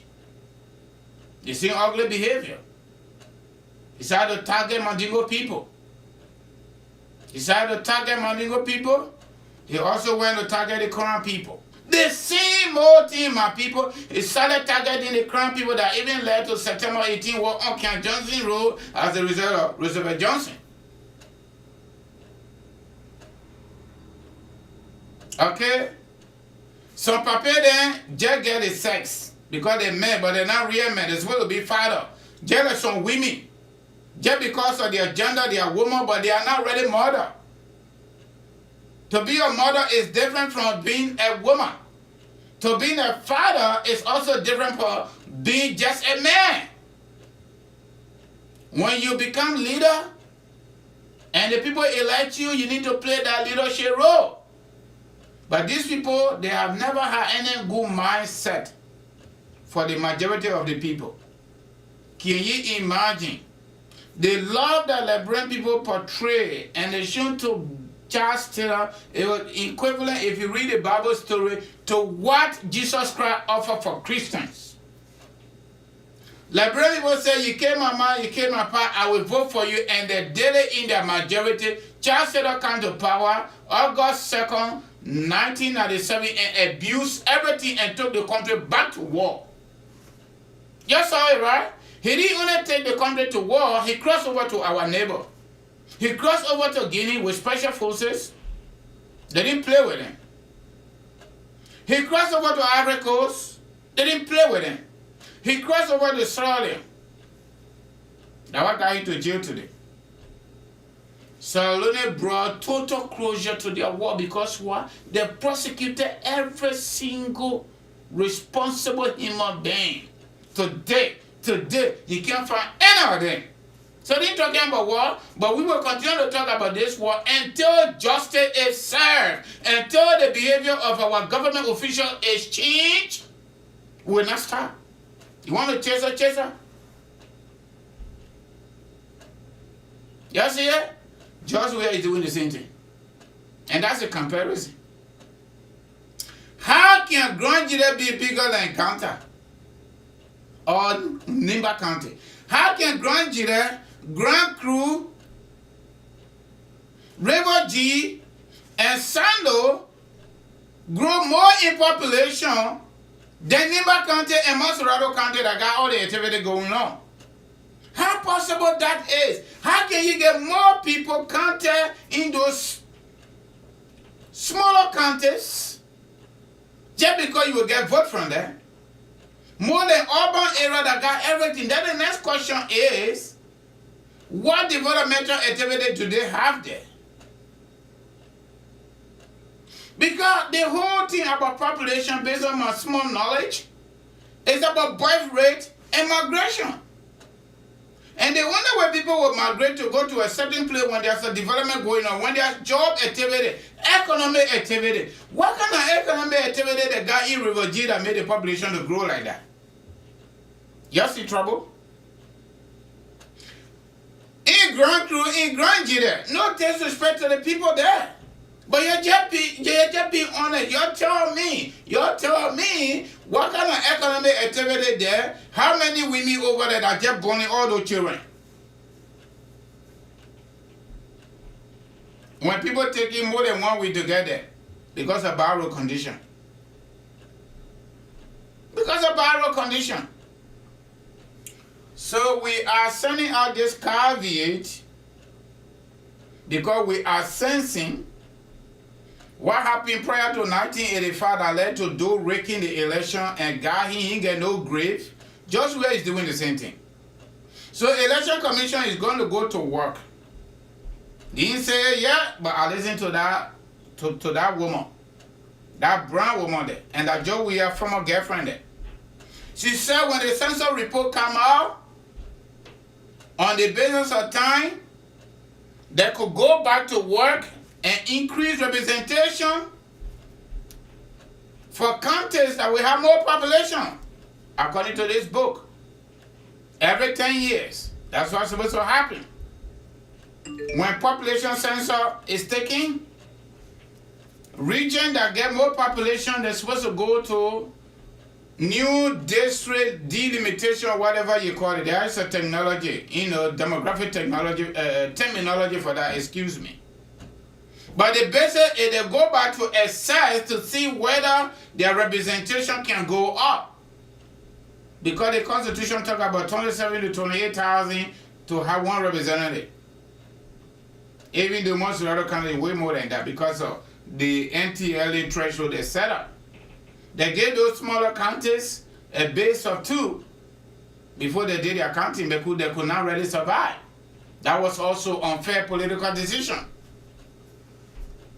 But I don't blame no leader for that because Judy Bryant was not leader. He was a power sharing guy. The people killed will give them power. And we still giving them power. And that's why Joey had recruited them now in his convoy. Jefferson Koji got them, they gave them gun, assaulted her, so they go out there and kill our people and using our resources. Public resources. That's why they say they have come, it is their time. But we are also reminding them of history, and that's what we're doing. That happened yesterday. If you do it today, it will happen to you. No escape. I don't care how long you succeed doing it, it's not going to last. You're going to bother with it. So that whole legion population there that lasted for over 3 months, that should have been only 9 days, opposition political party leaders need to come on strong, and Liberian people will need to come on strong and reject it to put it in the trash. So Lune did it though. We cannot sit down and look at the smoke to generate into fire. It will be difficult for us to shut that fire off. This is the best time we need to go against our census because they're going to use it to make decisions. They're going to use it for more people to vote for George Weah in that part of the country. Does it make sense to anybody? So the war day or the pre-war day is creeping on us again, Liberians. Open your eyes, Kolo, and open your ears and listen well. Make sense out of it. Because these people don't have no interest in the country. They only got interest in themselves. That's why they say politics is interest. You accused Charles Taylor yesterday he wanted to kill you because you saw our football game. Then you come back, you have problem with MPFL that gave birth to MPP. You carry Joy Howard Taylor as your running mate. You president, she vice president. The warlords you went against that killed your big brother Samuel Doe, Godfrey, that promoted you doing your football days, now they are in your convoy, now they are your best friend. They are your best friend against the interests of the people. All the Malaysians, all these killers, they are now our president and his government official best friends. Even though they tore their casket even before they came to power. And that's the thing I don't enjoy about the Liberian journalists. They don't research. Ask these people critical questions, they don't give us an answer. You were against the issue of war and economic crime yesterday. You didn't want any of them to survive without being accountable for their actions. Today, Jeff Cody, you hire Valley Terror and you're using him to kill people? Where do you stand today from yesterday? Ask that boy that question, let him give us some kind of answer. Some people say they got problem with Arthur Johnson. I ain't got no problem with Arthur Johnson. Arthur Johnson is a lawyer. That's what he do for a living. You want Arthur Johnson to say, I'm not going to represent them? He got to represent because it's a big money, my people. It's a big money. Somebody want to give me PRO political job. And I say, I don't want to know. Give it to me. Let me see why inside that basket. And that's what I'm doing for a living. I'm going to go for it. I don't care. They got criminal defense lawyers here in America that or that represent people that open fire on other people, and some of them win it. So it's all over the world. So I don't have a problem with the lawyer. We just put it on here so that you see it. But the injustice that's going on right now in Liberia is way too much. It is way too much. That could be a possibility. If the election is tempered with, I can guarantee you, George Weah will not go free.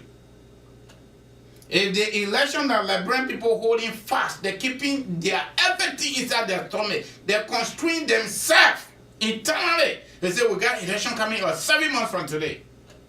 We'll vote the man out. And when Liberian people go over there, and Joe Weah try any funny thing, kakalika, hey God, you come out to the video. I always tell you, I was 12 years old, 1990 when they walked in. The thing we saw, the thing we witnessed, some of God just bless us. And that's the reason I talk the way I talk. I have no business being in the country. So we're being Liberia to do more. That country is super rich. If our political leaders just manage it better, we can literally live where they come to America to visit. This is what I do research. That's what we need to do. But they don't want it. Everything they say that interest, not interest for the country, but interest for them and their family.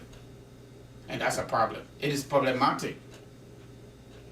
It has been and continue to be. Continue to be. You got your car by the House of Representatives, everything he said is shutting off. They think your car crazy, your car is not crazy. The day you can get people to join him, it will be a different story. So, I'm asking y'all tonight, in the midst of everything y'all know and they want to talk, history, what can we do to get more people outside, out of their corner, out of their home, to register to vote? What method can we deploy? What method can we deploy to get Liberian people outside to register to vote on October 10, 2023? That's the question to you. You want to go to Jerusalem, I'm going to tell you what to say. But that's the question I'm asking. Because we see people being killed, we see people being targeted, with all kind of nyama thing going on, you already know.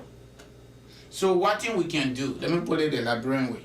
What thing we can do to encourage our people or to make them to come outside to register to vote 2023 so that the vote is not stolen from us.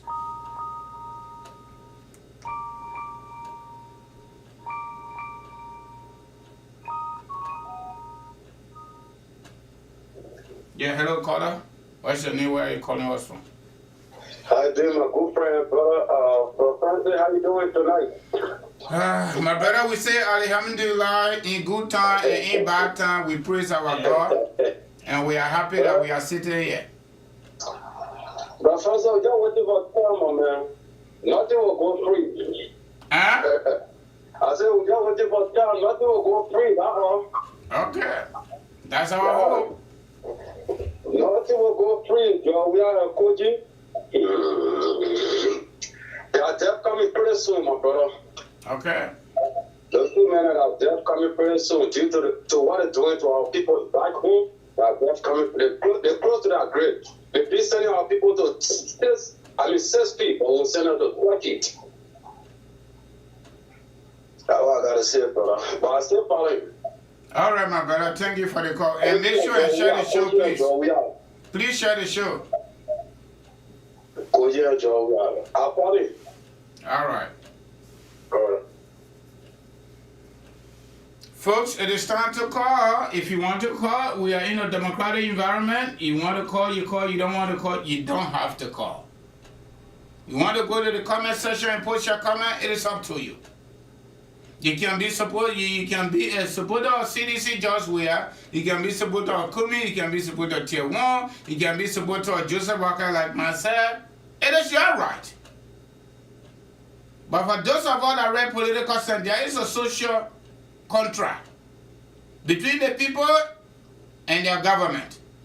You promise us, we give it to you, you don't do well, we go to the ballot box and put you out. If you push us and you try to corner us, we will corner you too. Then we change the theory.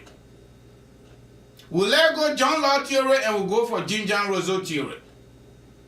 And what Ginger and Roseau theory talk about is what Charles Taylor and Prince Johnson used to get Samuel Doe out. We're waiting for election patiently. We want to make sure we don't get our country into trouble for one man business. But this one man has become a king. And the one man has become a Google man using everybody's resources. So this man, we cannot use John Law theory on him.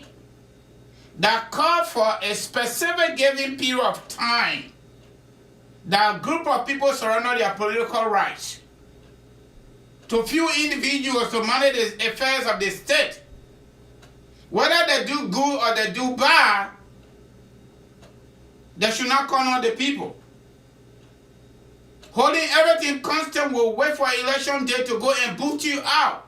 That's the explanation of John Law theory. That's what we're using here in America. That's why we don't take guns. Because the leaders, they already know it. They respect themselves. Donald Trump wanted to mess with it, but the military is trained. Their political interest is not the president or their secretaries. No, it is to the state, the Republic of America, the people. Okay? For us in Liberia, that's not the case. It is to one individual and their surrogates. And we bust them. So we gave him the opportunity to George Weah and his government to go to the ballot box on October 10 to vote. If they corner up by stealing, we'll change the theory. We will tell old man John Law to go sleep. We'll go to Ginger and Roseau. Ginger and Roseau theory says if we surrender our political rights to you, even though we give you 5 years or 6 years, and you use it to abuse us, we should remove you by revolution, including taking AK-47 to shoot. It worked before, it will work again. We're not hiding there, we're giving you the education, take it or you let it go. We are still all over the world. Ugly governments, that's what happened there. We saw what happened in Guinea, right? Nephew overthrew your own uncle. Because he was not doing well. What did he do? He used the Guinean resources to change the constitution for third term. When he's not even doing better. What happened in Mali? The same thing happened there. The people said, no, we cannot continue with John Law theory. The people don't understand it. You think that my one talk? Yeah, maybe my one talking. The way I'm talking. But there are so many Liberians sitting now in their corner hoping for the election. Patiently, they're hoping for it. That we'll go to election, we'll get 6 to 7 months to go to election. We will make sure we motivate our people, we encourage them, we will bring them out to register to vote. If they corner us, we will go at them. That's what they're saying. But maybe they're using me to say it because I will say it right, you can't do shit to me. Yeah, Omer Judo, what you say? No, too bad. My man, yeah, I'm firing. After that. Yeah. Yeah. So the question tonight is, what method can we deploy to be able to talk to our people to come out to register to vote on October 10, 2023 in the midst of all the Nyama thing going on with Jawia and people killing our people? Yeah, well, Mr. President, I mean, that's too many people. Yeah, putting fear in them. We got made the elections. And the worst thing now, you see a lot of guns coming in the country. The Jamaican country and we have had to bring the guns into the country to arm the rebel them, to make sure that, one thing I want to say is that we are thinking he's smarter than those are military men. So you can compare the two, military and not military. So you think what happened to do and not happened to him. And what happened to Thor, you can do a talk, what happened to Thor, whatever going to happen to him. You understand what I'm saying? Because he was a military man. Now the other very good thing, if he arm the rebel to guide him and he steal the election and put Malaysia on the street, then everything will be sweet and honey, and then that rebel will keep quiet, and then you'll be there for the next 6 years. Mm-hmm. But why we are failed to not understand, if your house is in trouble, there'll be no peace in the house. If we are still in the election, I'm not going to lie to you. Like when people right now that are happy with him, the way they give it to him, and now how they plan to take it away from him. I think what happened, 1980, when those two the election, it will be different. Because now the war has advanced. So in 1986, to the time the war got the advanced, and we fought 40 years, they will kill each other. So the people say they don't want to go back to the gun. They will vote you out. And that's what the people is saying. So don't think if you arm Malaysia to protect you, that your hearts will be at peace. Our hearts will not be at peace. If you steal the election, I guarantee you, you will steal the election because you already plan to steal the election. Because you already see what the survey is saying. The smaller country now, it can bigger than the bigger country. And the bigger country can smaller than the country. Country that is bigger than the country that I don't know. I don't think this country was in it. But you see it for yourself, so it shows that we are just prepared to steal the election. And the opposition, they're saying I'll be sleeping while we are preparing to steal the election. But I will tell you, if we are stealing the election, there will be no peace in your house. All right, my brother. Yeah, thank you. We got another caller here. Yeah. Are you there, caller?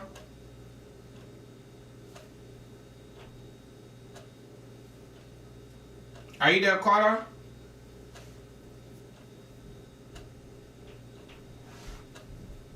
Are you there, caller?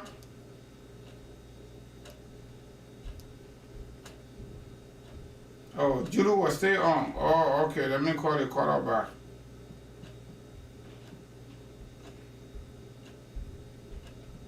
All right, caller that was on just now from New Jersey. Okay, let me call you back.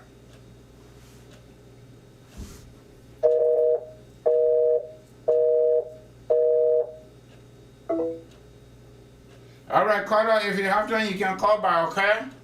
So that is where we are. If you have any contribution you want to call, you can call.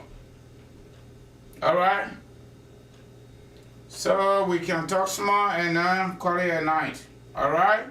We are discussing the possibility of us winning to remove George Weah at the ballot box.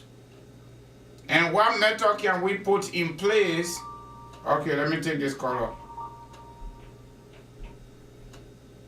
Hello, caller, your name, where are you calling us from?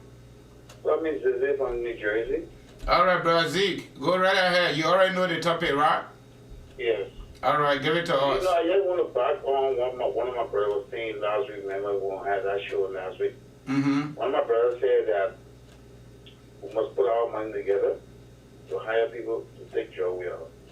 Well, I don't know if you heard about the desert rat. You heard about the desert rat? I heard that. Okay, good. The desert rat is from South Africa. Towards the border way to Sierra Leone to settle the base on the base never had. So Joe Weah believed that he opposing his chief stealing election We got something coming for the current the desert rat. Yep. So we'll put our money together, we'll move John Weah by force over fire. That is Ginger Rousseau theory, one of the French political philosophers. So you don't allow yourself to live in perpetual suffering. And then mess with you, mess with them. The Liberian people are suffering. Mm-hmm. They are suffering. They have no freedom. They have no job. And they have one more thing they don't have is the freedom of speech. They don't even have hope. They cannot, yeah, they have hope to say, let me go to school when I graduate, I will be better. No.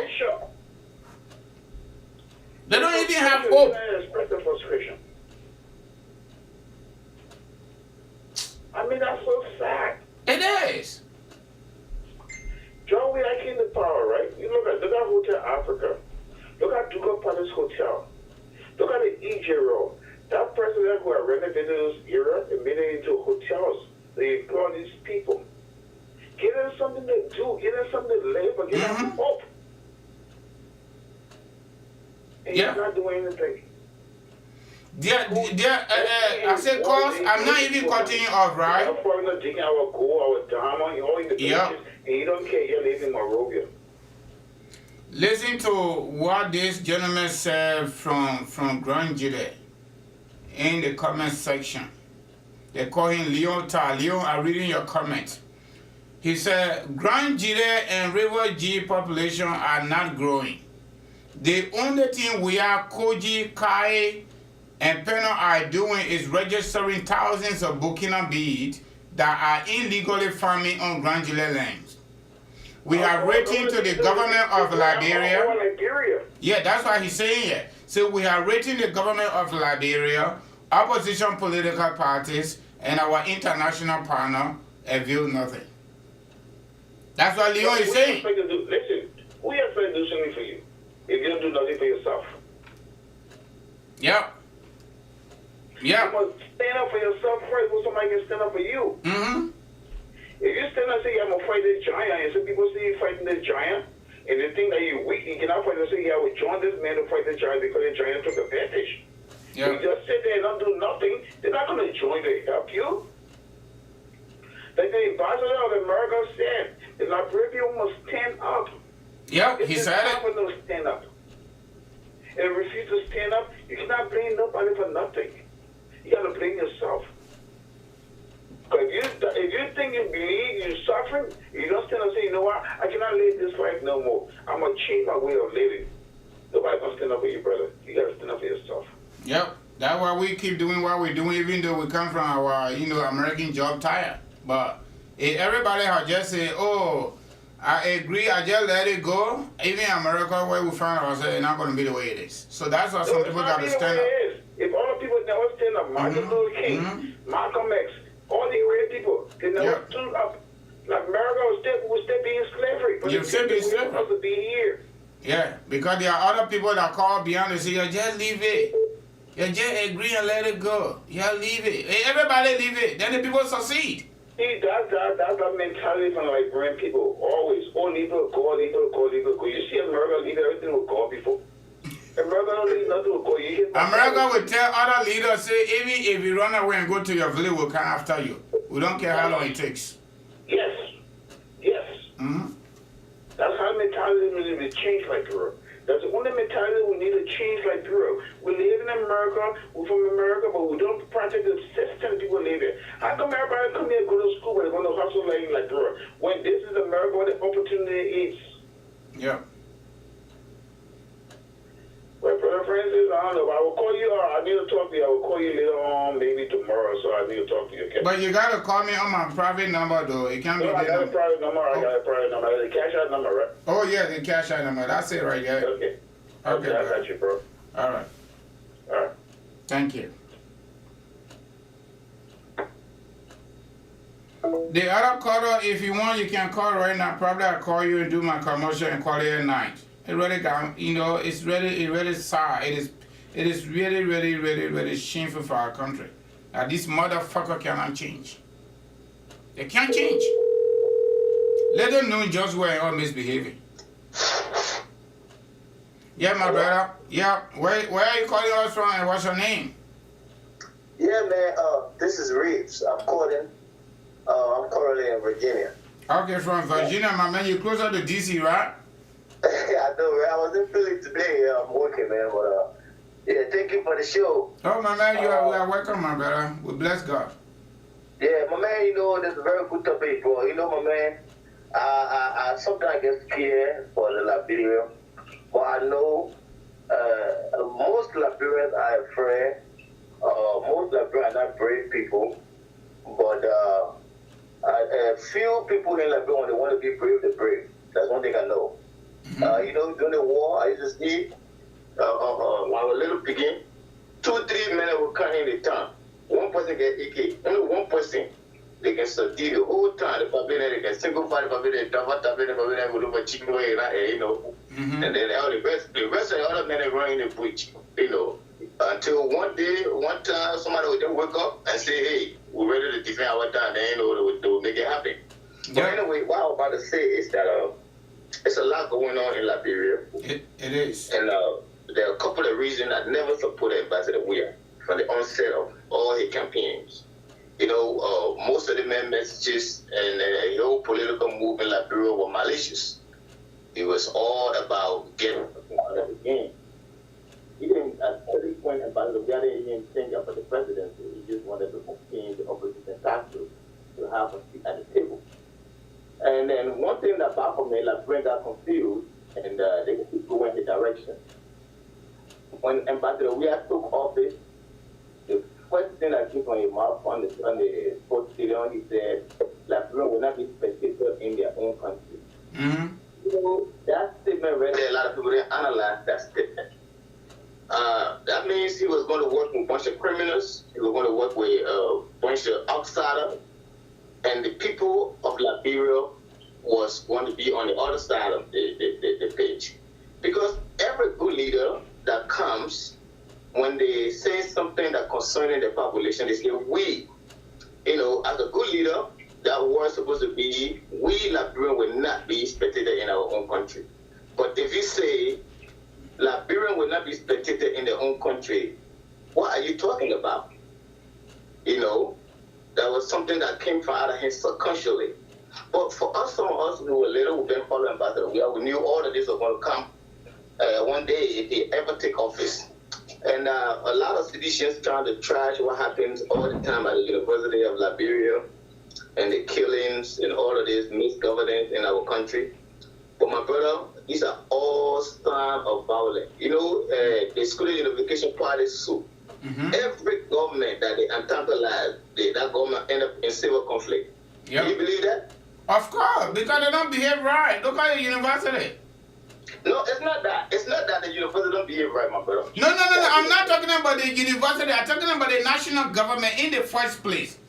Before Eddie came up with the community college, you know, county to county. We have only 2 public universities for the most part.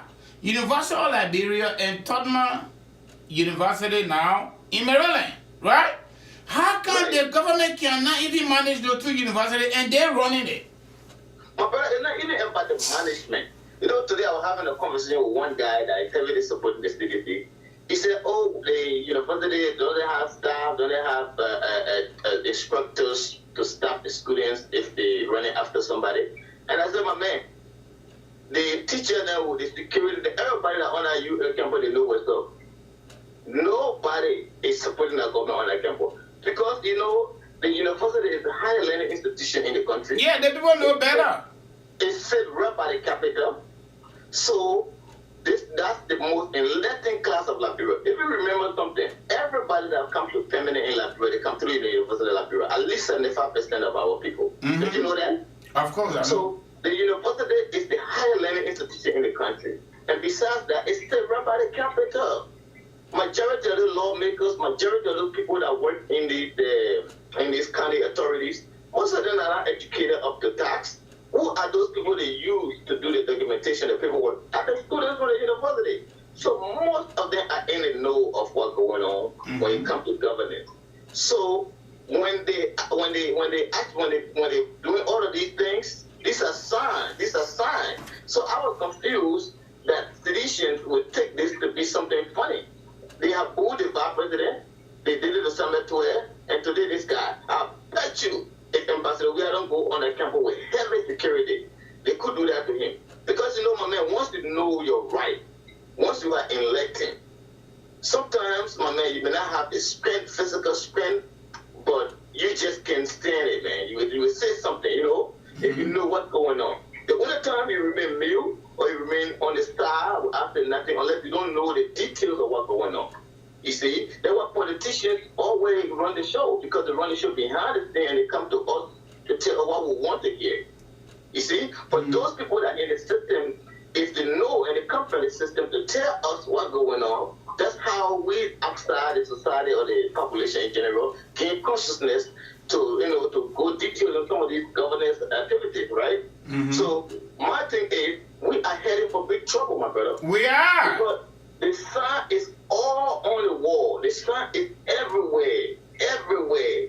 And it's so shocking to me that people that in our country that claim to be people of God, or maybe whatever, that's another issue right there. They are not seeing that, They are not seeing that because my man, we're going back again. They are seeing it, but they are playing deaf ear to it. They are seeing it, but they are playing deaf ear to it. Yes.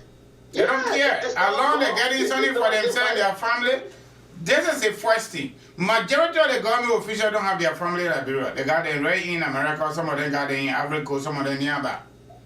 So they know it, but they play deaf ear to it because why? They don't have no interest in the country. The only interest they got is what they are getting now, and they're praising the leader.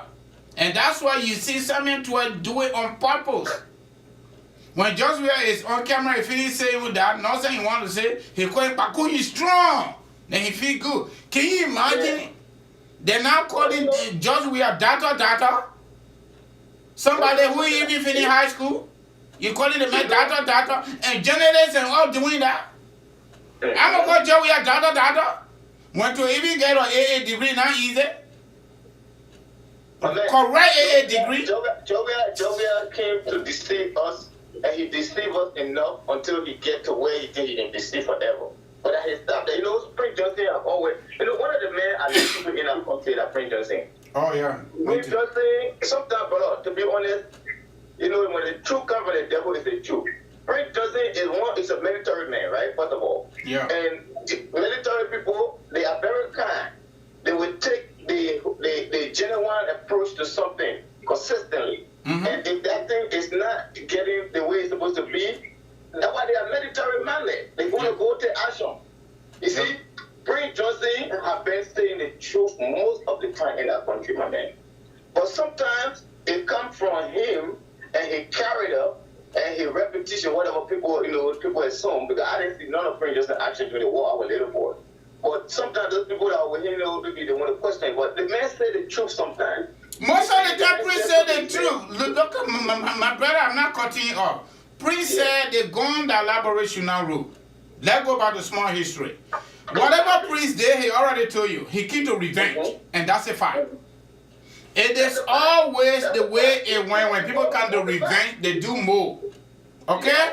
But when the man got through Kaden Doe, the man back off. They chatted back off. They Ellen back off. The Roosevelt Johnson back off. The Jimmy Coleman back off. No. In the whole Warren fashion thing, it was only Prince Johnson from the beginning of the war. He said he was coming for Doe. He got Doe. He left and went to Nigeria. Yes. So what you want to say about Prince? Then why you not talking about Samuel Doe that created the problem for us? Sometimes I get, sometimes my man, I don't like really listen to that. They would say, oh, they got going passage. But to be honest, brother, Prince Johnson did not kill people in normal time. Okay? It was war time. Those people that got killed by Prince Johnson, if they were going to see him, what do you think they were going to do to him? They were going to kill him. They were going to kill him. And Doe had the opportunity, he would have killed Prince Johnson because he killed him by A.M. Raw. Exactly. Uh-huh. So, sometimes when we're trying to really put Prince Johnson on the wall, we got to look at his history and his track record and why he speaks. He said something to the ambassador where he didn't understand. He said Doe had 35,000 soldiers, and there were 150 well-trained commandos. And they dealt with them from the border straight to the executive much money to catch her in and call it not better. So, Joe, we are not trying to understand that. So we are not trying to understand that. The yeah, man understand it. The man who can make noise, my man, they just don't understand that thing. That's all. Okay? Once they understand that thing, they can be 10, 15, 20, they will operate. So, and by the way, that's why he's doing all that. He say, oh, this, that. Right now, you know, nobody really get angry here, but when at least 50 or 100 real men get angry in that time. So we are against scare them because you know why? My brother, don't go to 50, 25, or maybe correct 15. Yeah. Correct 15. When Kyokon came in 1983, you know how many people he came with? It was just few guys. Exactly. Okay? The system will work with you. Once the people in the country, they are tired and they can speak for themselves, if you come in, the people will work with you, they will welcome you, man. They will show you what all the people that will get there. They can be even 10, like you said, 15. But my thing is, that's not what we're praying for. We're not praying for that, but the behavior continues to be the way it is, and you go rig the election, you still there, we're coming after you. I'm telling you, because I myself am feeling that, my man. I don't have no type of military training or whatever, right? But if for any reason, George Weah was to force the way on our people, and it's clear and it's seen, my man, I swear to God, I will not let it go. My brother, so, let me tell you something. Let me tell you something, right? I was in Lofa County. Alaji Kroma did not have any military background, you know that. Those Manigo boys that joined the war to defend their own ground because they were killing Majigo and generally people that call themselves Muslim, they asked their God to give them power and they did just that.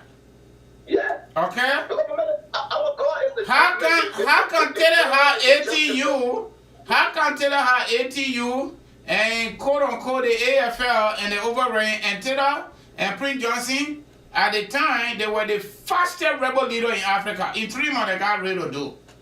Yeah. How can this group can override? Bunch of Mandingo boys, they didn't have no military training and they got out of power. Because you know what, brother, God will not unto the side no more. Of course.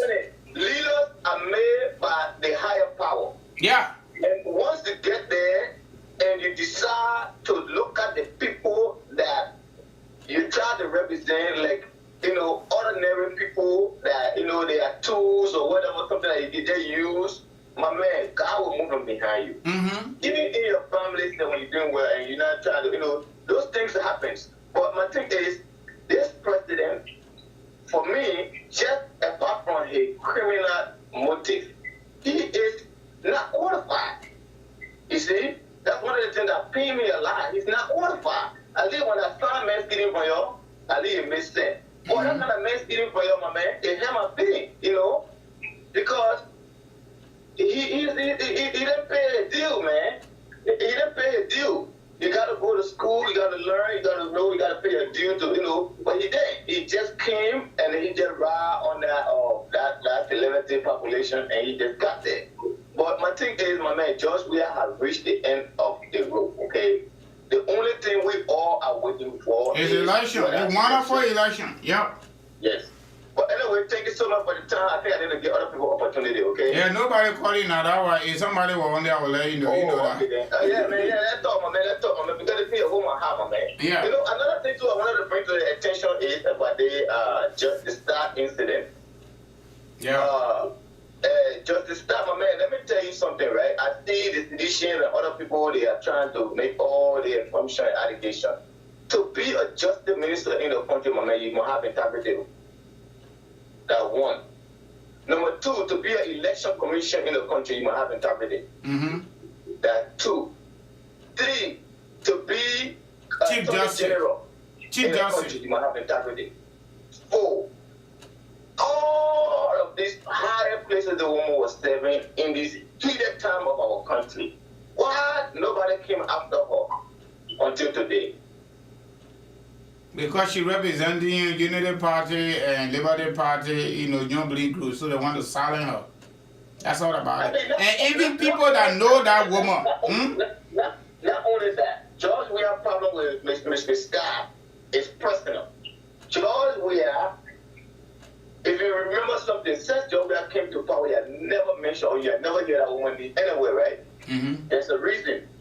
George feel that because the woman is she had a Southeastern background, the woman is obligated to support him. And when that didn't happen, and she was on the side just being quiet, it was okay. But then when she came in, and she had all the knowledge on the election commission, the election poll, electoral poll, the justice system, she had all the bad knowledge, and she decided to step forward for the Liberian people, and Pastor we took her out. Wanted to take her out. I'm sorry. She was very lucky. That woman was very lucky for her life to be saved. Because she was going to get killed. I'm not too sure that woman even sleeping in her home, they feel there. I saw that woman shaking. Professional person like that still on in that kind of space. Yeah. That really require patience and emotional stability. I saw that woman on camera, people behind her. I saw the woman shaking. Why you treat people like that? She was terrified. Yeah. And these are professional people. This woman is not a politician, bro. If you look at all the entities, all the government institutions that the woman has held, they are all in targeted places. These are professional places. You don't go over there as a buffoon. Some of the job Mr. Scott has done in our country, Joe, we cannot even do 25% of it. Why are you giving him 25%? Say 5%. You know? So, for his sake or for his action, for the woman to be discussed like that in our general population or in the public, it's sometimes it made me feel bad, really, really bad. You know, especially after a painful death of somebody that she once grew up in her hand. You know. So my thing is, if for any reason the woman was to kill her child, why would she want to do that though? Why? Why would a lady want to execute her own baby? Yeah. Why? So I mean, that's the common thinking now. What would be the motive now? Why the Boyo Bene would be for now? She running for office. What she doing the Boyo Bene for now? So my thing is, my man, from the onset of the allegation by Councillor Bolia, the composure of the government is fidgety, man. It's fidgety, man, because they having all these press conferences. They engage in the entire discussion politically. These are something that we all need to really think about, you know, because these guys are criminals, and I maintain that and I stand by that. They are criminals. They are criminal, and they are not only criminal, but because they are unsophisticated criminal. That will even make it more dangerous because all the criminality is going to be exposed and they're going to be killing those people that have the information. Yep. So that will make the own criminality so dangerous because if they're smart, they will steal and people will not know and they will not start killing people. But because they're not smart, they are very they're not sophisticated people. So all the actions is here. Everybody can see it. Besides that, my man, in a government, if a government comes to power, you cannot have one man there as the man in the government that everybody knows. The entire government is only the Yep. There's no permanent person in our society well respected that is part of the government. Am I lying? Nope. If I'm lying, somebody tell me, man.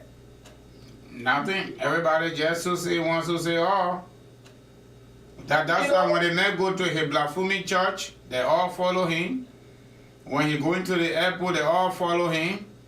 That you know what? That's why I enjoy Jeremiah Kuhn. Jeremiah Kuhn said, I'd rather be money changer than to be appointed by president, based on what I see. I either go for elected position or I go change money.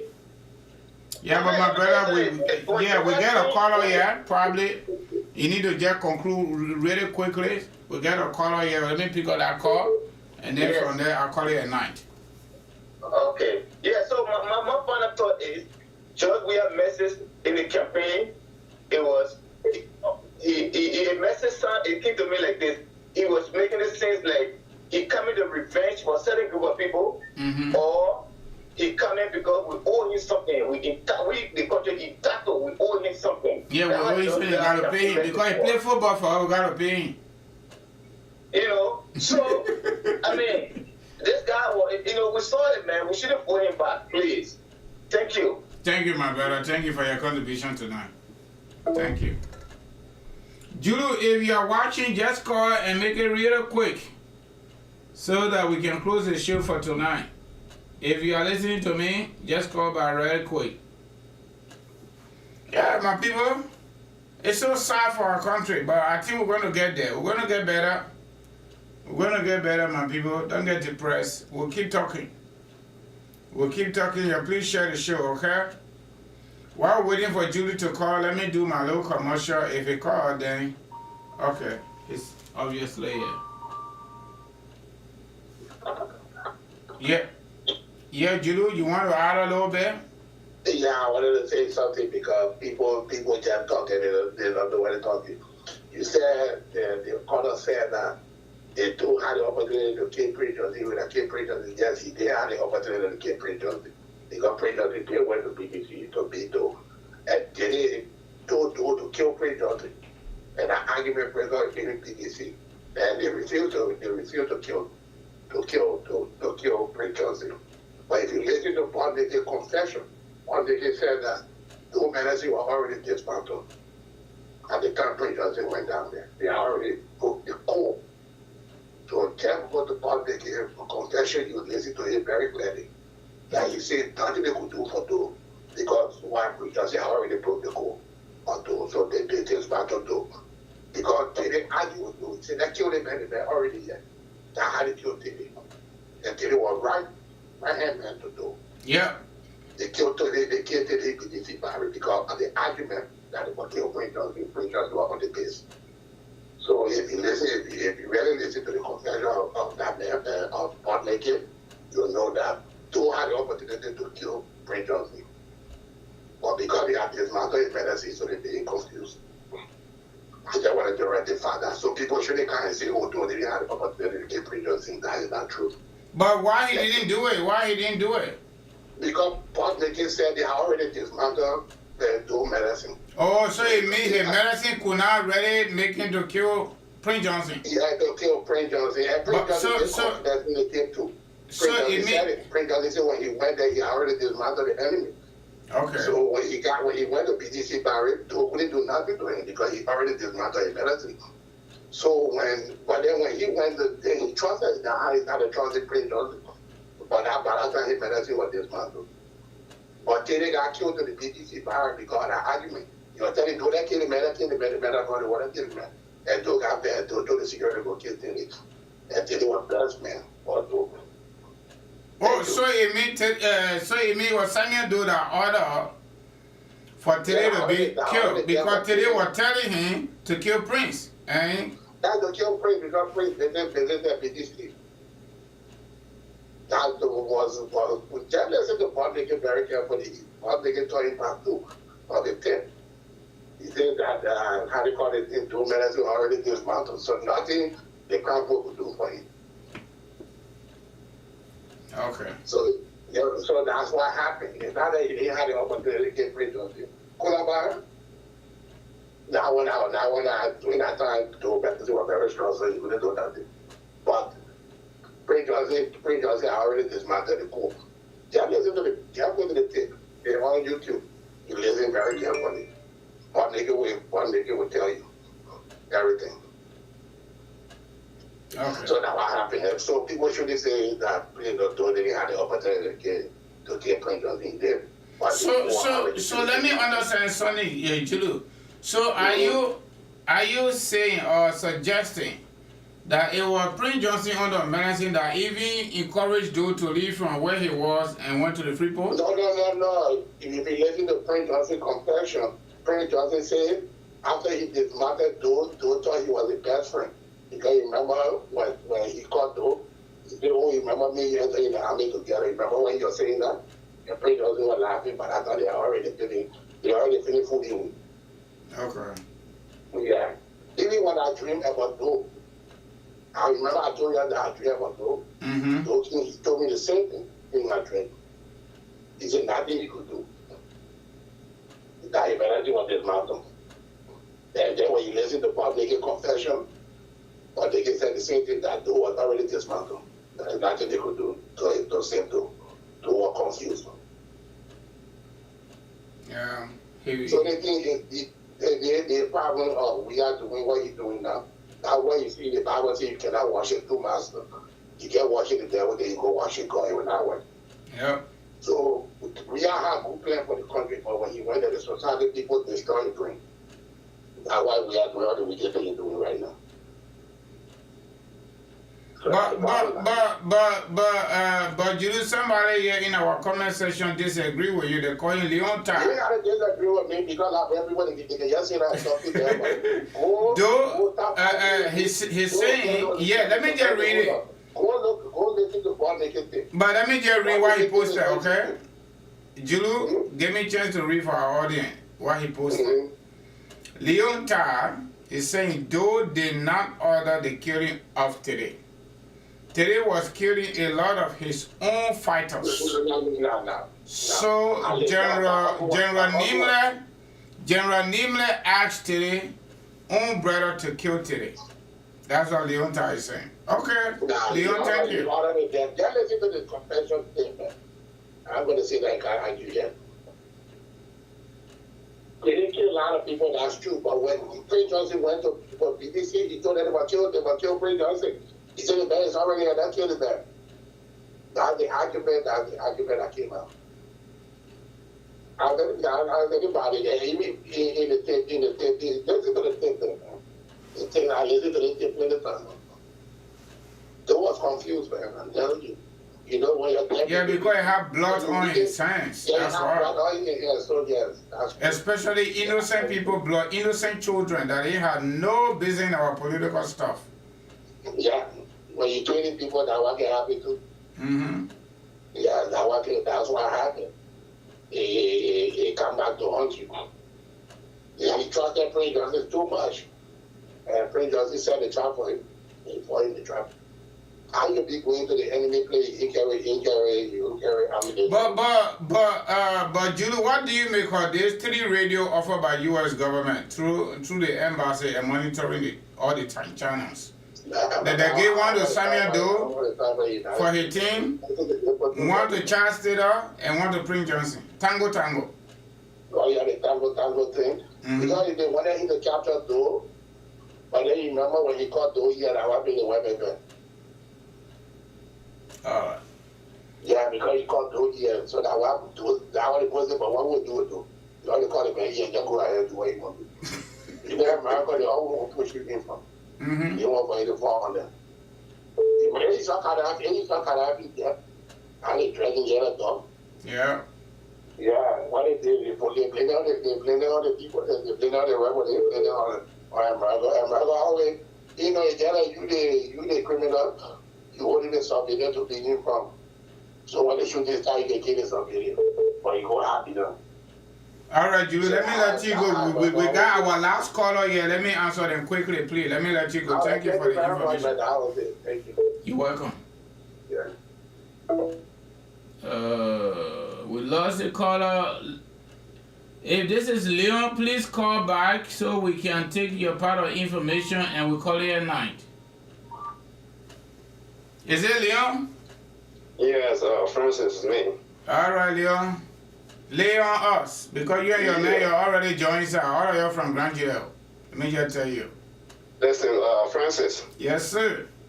My dad was Liberian ambassador to Ivory Coast during the old regime. Okay.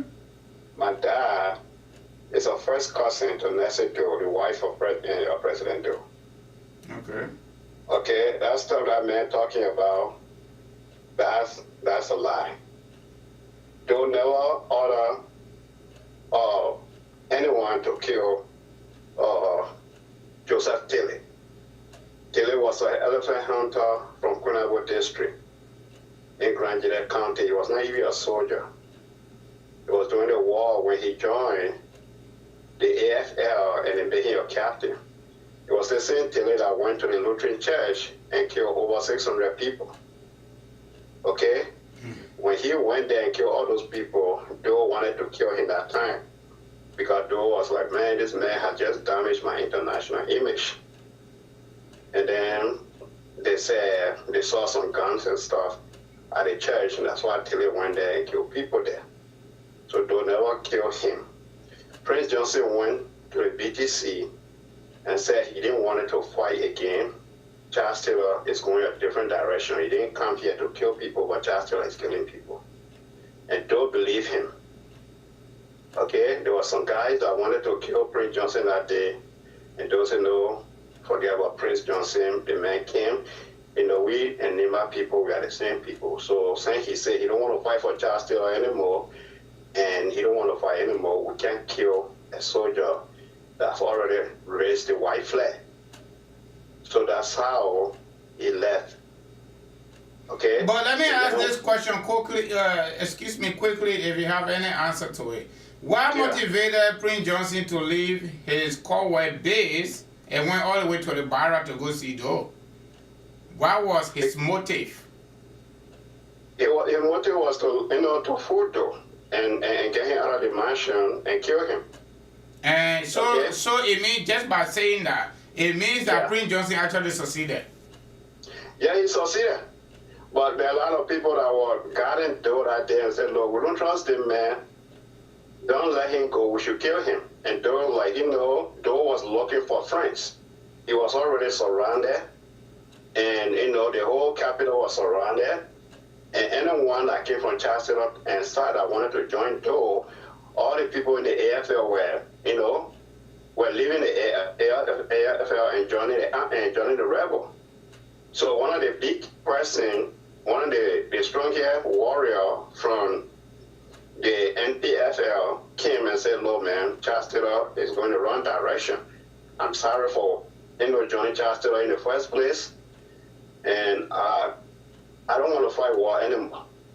So Doe could not kill a man like that.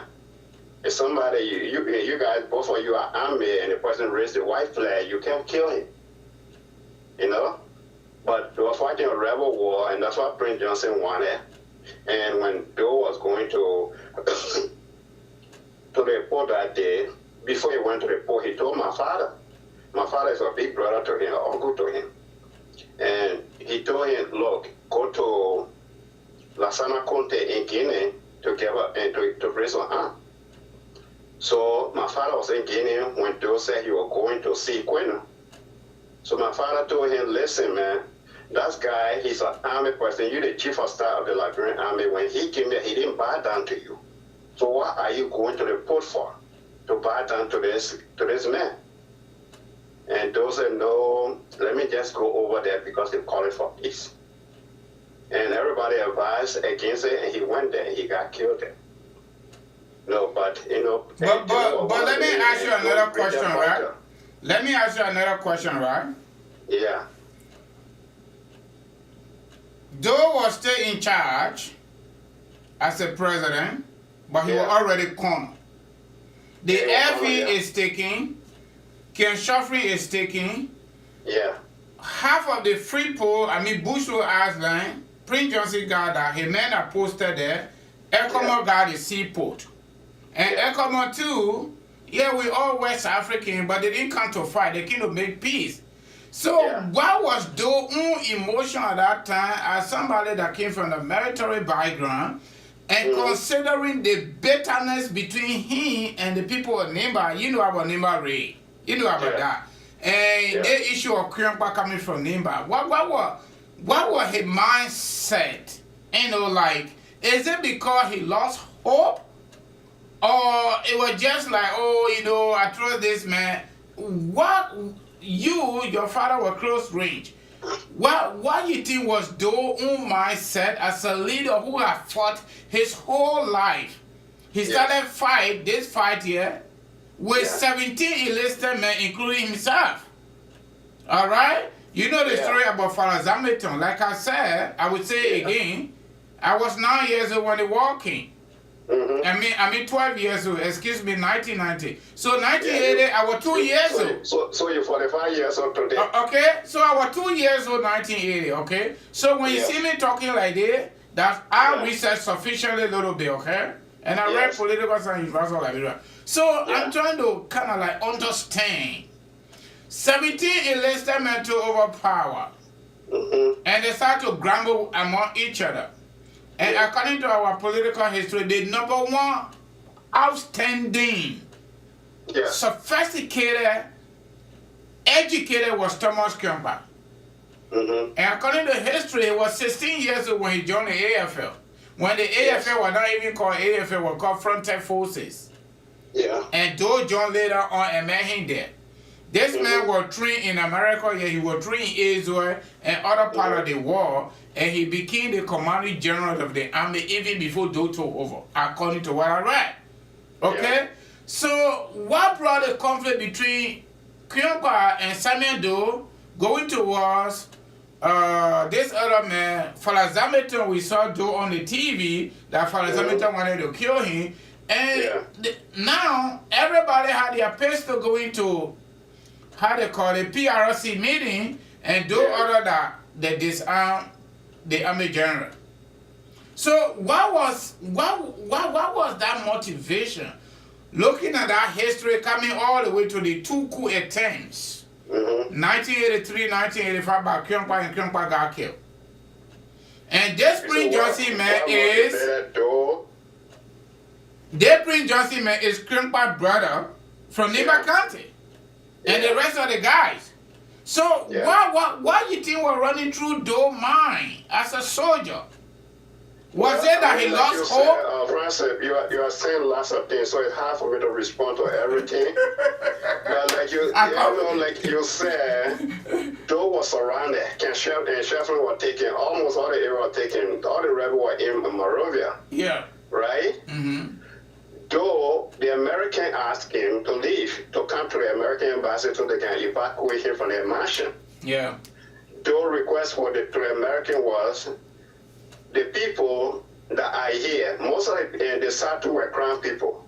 Okay, the Satu were the special guard to the executive mansion, and they were crown people. The second largest number were people from Lofa because of Dr. Harry F. Monimba, who was vice president to President Doe.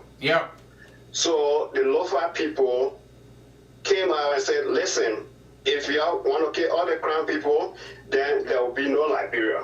So initially, the Lofa people were fighting with the crown people. But when Charles Taylor started coming so close to the executive mansion, most of those Lofa guys, they left. Then they back up. His request to the American was, if I leave the executive mansion, I want to leave. But if I leave here, all my crown people here are going to be slaughtered. You understand? All the crown people in the BTC and in the executive mansion were going to be slaughtered by Charles Taylor. You were afraid. A soldier, you can't leave your family in times like that and run away. Other people run away, but he could not leave his family. I mean, not his immediate family, but all the crown people been with him in the executive mansion, been manning him throughout all the chaos during his regime. But all the time he was talking about coup, and Riaf and Franz Hamilton is my cousin. In fact, I was a little boy. I was around about 8, 9 years old. Franz Hamilton is the one that put me in his big truck and took me from Zwedru to Monrovia. So I know Franz Hamilton very well. Okay, most people will tell you that was a fake coup. Franz Hamilton coup was a real coup. He was hired by the Congo boys to remove Doe. And he started shooting at Doe and to an armored vehicle. Okay?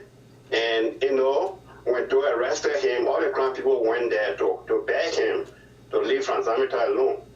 And Doe was like, you know what, lots of people came to kill me, and I killed them. If I don't kill my own countrymen that came to kill me, then, you know, it's not going to be good for me. That's how Franz Hamilton was killed. Wow. Okay? So Franz Hamilton, we are from the Nile. You know, Doe is from Bobo. Okay? And then we are from the Nile. Doe wife and Doe wife family are the Ivorian crown. And even Doe himself are Ivorian crown. The Bobo, the Nile are from Ivory Coast. So my great-grandparents are from Ivory Coast. But my father my grandparents, my father, they were all born in Grand Junction County. I was born in Monrovia. Okay, so Doe's wife is our relative. Okay, so I'm very, very familiar. Even though I came to this country in 1988, before the war started in Liberia. Okay, but my father updated me. You know, when we were in Ivory Coast over there, I went to school in Ghana when trouble started, when Kuwamba came and he was killed. And let me tell you, you mentioned something or two, and they ate Kuwamba. Grand people did not eat Kuwamba. I don't know why Liberian people want to tarnish Grand people's name. But did they bury Kuwamba? Where is his grave? If they did not eat him. Francis, Kuwamba was not even killed by those people. Who killed him? The same CIA that brought him to Monrovia, they had something around his neck. Okay? When the coup did not succeed, you know, Kuwamba did not plan the coup. He said he's a very smart general, but when he got to Monrovia, he was not even in the executive mansion. He started telling his people, his supporters, to take all and arrest and do cabinet ministers and take them to the executive mansion. My father and John P. Bear, I don't know if you remember John P. Bear. John P. Bear. He was minister of sport or minister with our portfolio. He was a crime man, two chairmen. Okay. They were caught, they naked them, and they were taken them to the beach to kill them. But because Kuwamba said they should take them to the mansion, they took my father to the mansion butt naked. And then when they got to the mansion, those soldiers then asked the people that brought my father then, was like, who did you guys bring? They said, Harold Ty and Minister Bear, Ambassador Ty and Minister Bear. Then they said, Ambassador Ty and Minister Bear, put your hand up and walk towards us. So they put their hand up as they were walking. They said they should walk backward. As they were walking backward, those SATU guys went and executed those guys that brought them. And they did that to so many of the people that Kuwamba people took to the executive mansion. That why Kuwamba coup failed. When Kuwamba learned that nothing was going on, he went into hiding. Okay? When he went to hiding, now that's when those people that brought him gave him something to take. And then he died. He died before, what's his name, got there. I forgot his name now. This short guy here that said he killed Kuwamba. He didn't kill Kuwamba. Kuwamba was dead. And then when he went there, he saw your shadow with bullets. And they brought the body straight to the executive mansion. Okay? So when they brought the body to the executive mansion, then what happened to the body? They buried because that was the official residence of the body. No, I'm just asking. Because up to now we don't know his grave. Okay? Kuwamba wife or what's her name and Tanya or whatever, she was in Maryland over there. Or her wife was over there, family people were not around, so Doe then went and buried him there. But Liberian people just to tarnish Doe, to tarnish the Crown people to make them look evil, they put that stuff in the mind of Liberian people's mind that, Crown people ate Kuwamba. They never ate Kuwamba, my brother. I'm telling you the truth. Okay? Terrible stuff. So I just wanted to clarify that medicine stuff, though they have medicine, but Prince Johnson is not capable of taking doing medicine. Okay? If he was capable, how come after he killed Doe, the war continued for 14 years? Yeah, but Doe was no more. I said Doe was no more. He got killed, and Prince Johnson back off. So the other people that continued the war, we saw Charles Taylor in the picture, we saw Roosevelt Johnson in the picture, we saw Alaji Kuma in the picture. Prince Johnson killed Doe, he didn't just back up. He killed lots of people before he back up. I agree, but he left, and the war continued. Yeah, the war continued. And the war did not end until sometime in the 90s, and then they had the election. Taylor won again. He started doing all type of crazy stuff, and and went back to chasing out of town. You know, another war started again. Another war started. But, you know, that medicine stuff, there were people that are using medicine. Born naked, they were using medicine. Tele, they were using medicine. Okay, Tele, own brother killed him. The only way they could kill Tele was to turn the barrel of the gun to yourself. If you are shooting him, you point the gun to you, to your head. If you want to shoot Tele in the head, you have to point the gun to your head and shoot it. And most of the people that Tele were fighting for killing people, they didn't know that. So they were shooting directly at him, and the police were killing them. So when General Appointment and what's his name, Nimrod came and said, you know your brother medicine. How can you get rid of this man?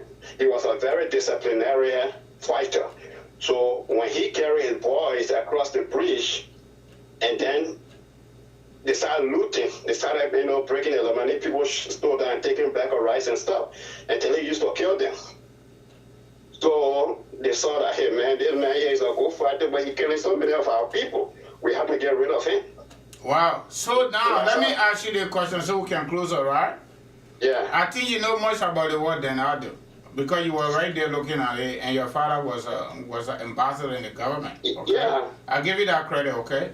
So now, we passed through all of that. Yeah. We passed through all of that. Like you talk about this man that were killing plenty, but today, did not have any training background in terms of being a soldier. Okay? Yeah. But he was an elephant killer. Okay? Yeah. Elephant hunter. Now, Samuel Doe brought him because there was a war, right? Yeah. So, should we say that Samuel Doe were responsible for illegal killing of people by this guy, or this guy was responsible? Number one question right there.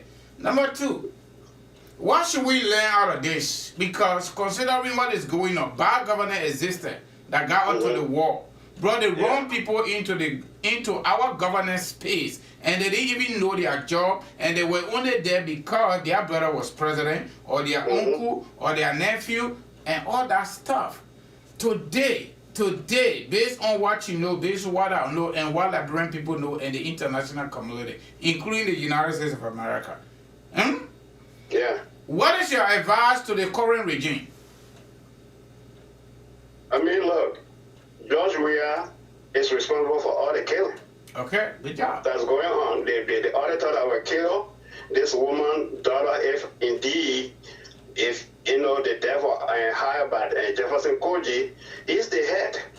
Samuel Doe was the head. Even the Lutheran Church people and the Lutheran Church massacre is Doe. That you know, that will be blamed because he's the head. You know, Tele was a captain in the executive mansion, and he went over there and killed those people. But this is another disturbing, you know, information you're offering. How can somebody be elephant hunter, then you bring them into the army and you make them captain without any form of training? Man, Tele came into the army or the AFL Liberian people. The army is supposed to be loyal to the country. To the country! Okay? But when they walk in the oil abandoned door, and they started joining rebel. So it became a civil war. It's no longer an army. Okay? Tele was not in the saddle. When there was no war, there was order.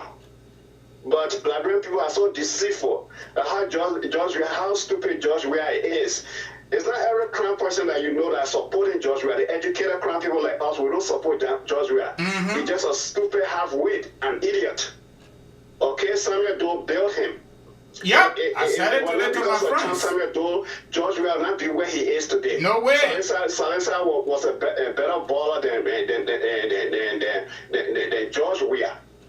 But Salisa was very indisciplined, and George Weah took favor in George Weah and sent him to Cameroon. And from Cameroon, he went to France, and you know he started shining. Yep. But today, Doe's son, Samuel Doe Jr., is right there in Moravia. We are going to even give him a job. Okay? But don't even talk about the job. Doing the campaign, he went to Grand Jira talking about. And all electric people then behind them singing for them and dancing for them because they think Ellen came, and Ellen is the one that brought the war, and she killed so many of their people. So George Weah is the only hope that they have. And that's why they are supporting George Weah. But we that in the diaspora here, that are educated, we don't support George Weah. we know that he's not fit to be president. Okay? A lot of Crown people that abroad don't support George Weah. It's one of those guys in Grand Junction County. Even I'm afraid for my family that if any problem comes, they're going to be going after Crown people again. The Crow people that are in George Weah in government right now, nobody going to go after them. It's the Crown people they're going to go after. But I keep on advising them, and they all just behind George Weah. So to answer your question, if you are the head of state or the president, and something happened in your regime, you are to be blamed for it. So that's why when some people blame Doe for doing all the killing, I can't say no, Doe was not that kind of person because he's the head. And he saw it play out. And he's supposed to control the situation. But when it came to the war, Francis, Doe never had control anymore. It was just chaos. Okay? It was chaos. And the educated people, the educated Crown people like Omer Ramsey, John G. Ramsey and George Bulley and all the people, they all got confused and started forming their own warring faction to defend their people because Charles Taylor, everybody thought Charles Taylor was coming for Doe, to remove Doe. But then they started from Grand Junction and started killing all those cassava farmers and palm one type of them, people that had nothing to do with government. So it became a civil war. So all the hunters then left the village. There are people from Grand Bassa County that were hunting that used to join Doe army to fight. Wow. Okay? So that's it over there. You know, that stuff, Doe just let Prince Johnson go because from a soldier not supposed to kill a soldier that give American when they go to war. Yeah, but that war, our war was not conventional though. Our war was not conventional. It was civil war. One group of was still a soldier. Was still thinking like a soldier. This man's a soldier. It's somebody that I know. He come in and say, "My brother, I don't want to fight anymore." Yes, the white flag. You know, according to the Geneva Convention, you don't kill a person like that. But the people around him that were not soldiers said, "No, man, this man here, you can't trust him. Let's kill this man." You know.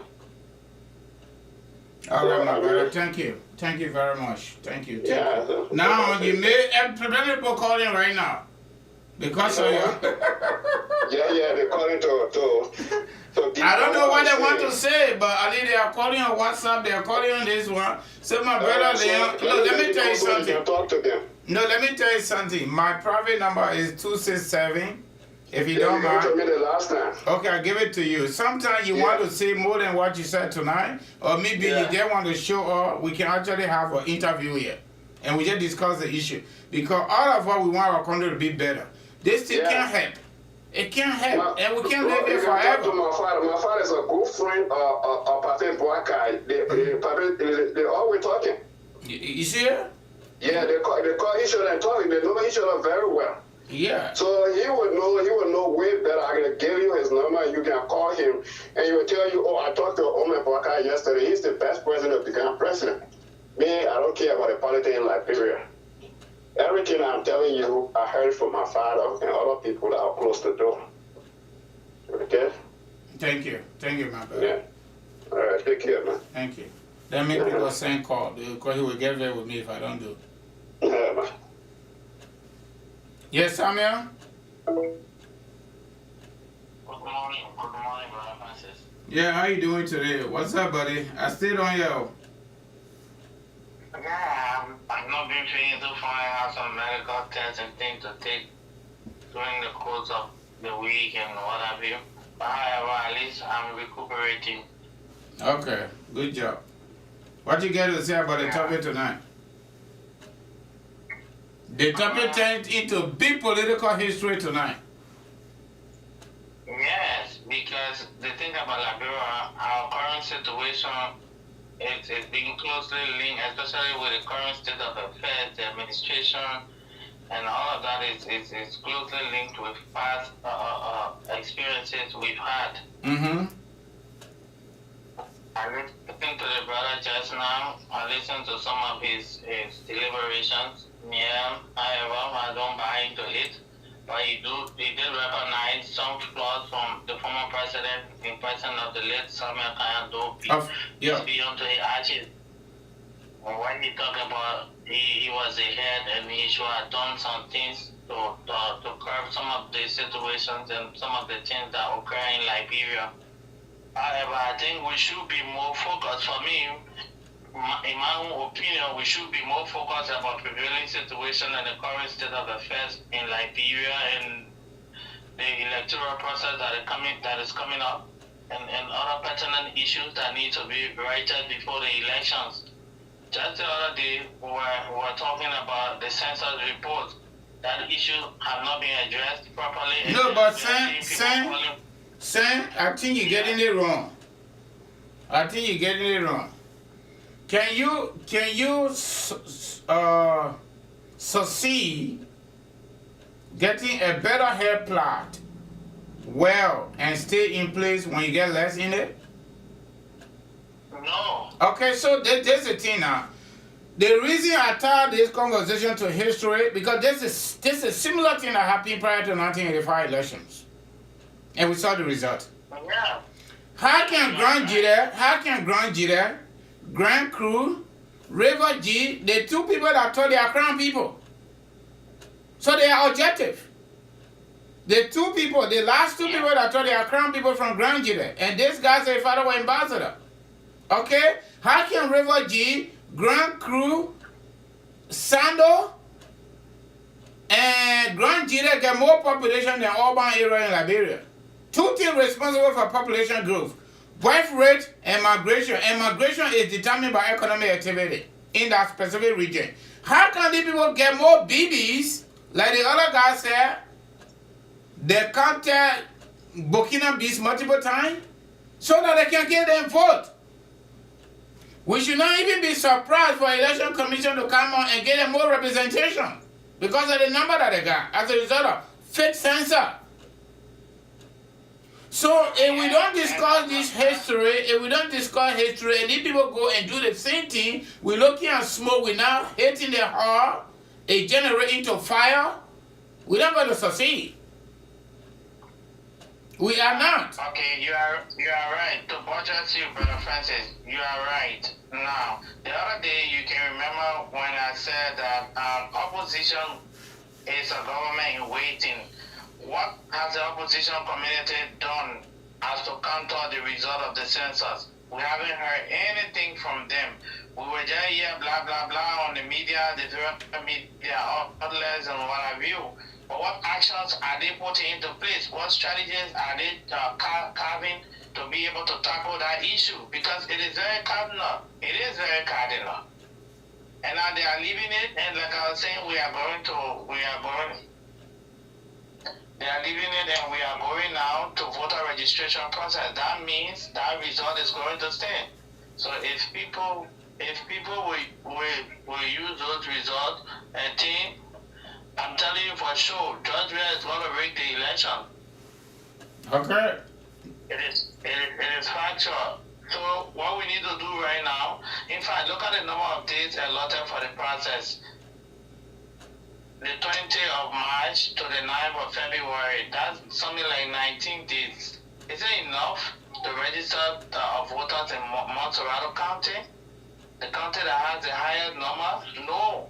But because they feel that they got other strategies that they have instigated to be able to fill up the void that will be left to clean numbers, that is why they are allotting that number of time. It is pretty much insufficient.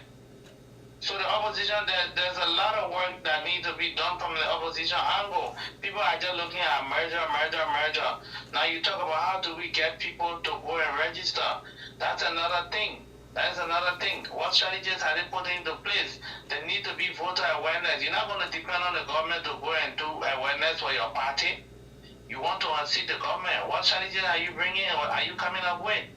So the opposition community, there are a lot of things need to be done, and the sooner the better for them. The sooner they start to strategize, the sooner they start to put structure into place to be able to sensitize the people about the process, enlighten the minds of the people, tell them things that are going on in the country. The people already know, but let's talk about those that are in the hinterland, the interior. We need to get to them.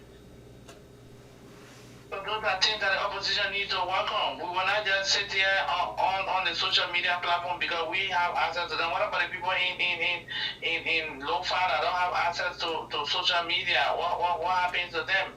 That don't have access to internet and things. What happens to them? How do they get the message? They are feeling the pinch also. So what we need to get to them, tell them. Some of them are discouraged right now about voting because some of them voted the federal government. The opposition needs to work. They need to start setting out structure, framework structure that they can be able to use. You saw what happened in Nigeria? Yeah. Just one mistake from the opposition community. Today, they are fighting and they are trying to come up with evidence only because, yes, the Popular Party won the election, but the ruling establishment rigged the election. Now, the error from the Popular Party was all of the polling agents, they never snapped.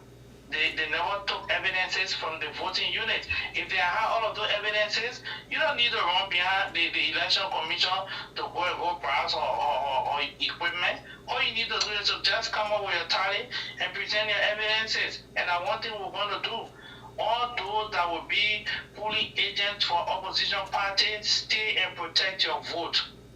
Snap the voter sheet. Snap the sheet that will be taken to the neck. Snap those sheets and keep them for evidence or evidences that when your principal feels that he's cheated, that he will present to the court. So all of those things are going to come into play. For those that think that people outside don't monitor, those guys outside they don't have any impact in our local politics, they are joking because we observe the international space. And those are the things for integrity, transparency, and accountability. Those are the things that we're going to be bringing. All right, Senghor. Thank you. All right, Francis. So you tell your people then let us start setting up grassroots units to go and start mobilizing now. The process is now. We shouldn't wait for 3 months to election. Let amalgamate resources. Let's put our forces together and let hit the ground running. We can't wait. You see now, CDC has started organizing football game in the middle of Canton, the main street. Jawazin Kochi went there and organized peace, annual judge, we have peace for what tournament in the middle of Canton, the main road. Yeah. He carried out law for peace or whatnot now after 5 years. It's because they don't have a platform to campaign on.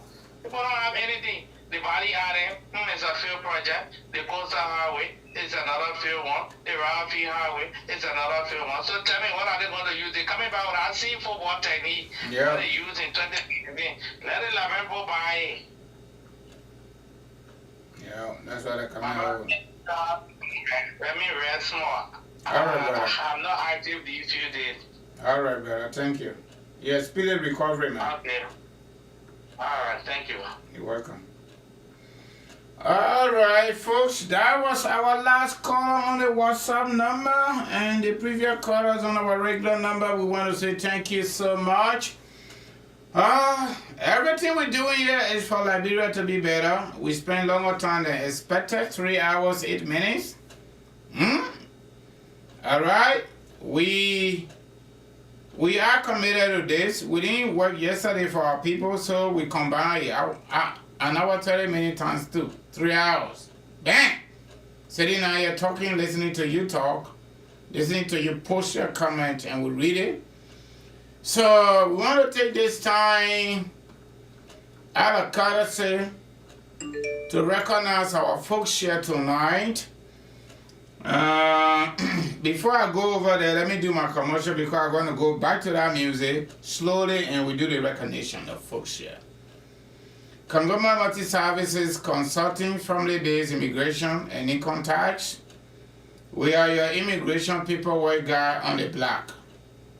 Okay, helping our people to do their paperwork for U.S. citizenship. If you want a U.S. citizenship, that paperwork will do it for you. You want to file for your wife, your husband, your children, minor or big children, your sisters and your brothers, your parents, give her a call, okay? You want to get your first green card, you just got here. How you got here, it don't matter, but at least you can as an immigrant.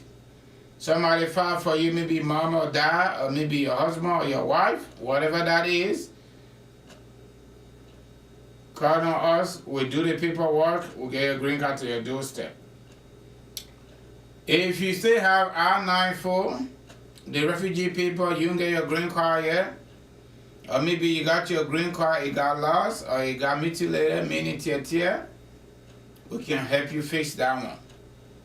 If you get your boyfriend outside of America, somewhere there, it could be Liberia, it could be Europe, it could be Asia, it could be Africa, any part of the world. I know the immigration system in America is called family-based, not just by mouth, but by law. That's how they set it up.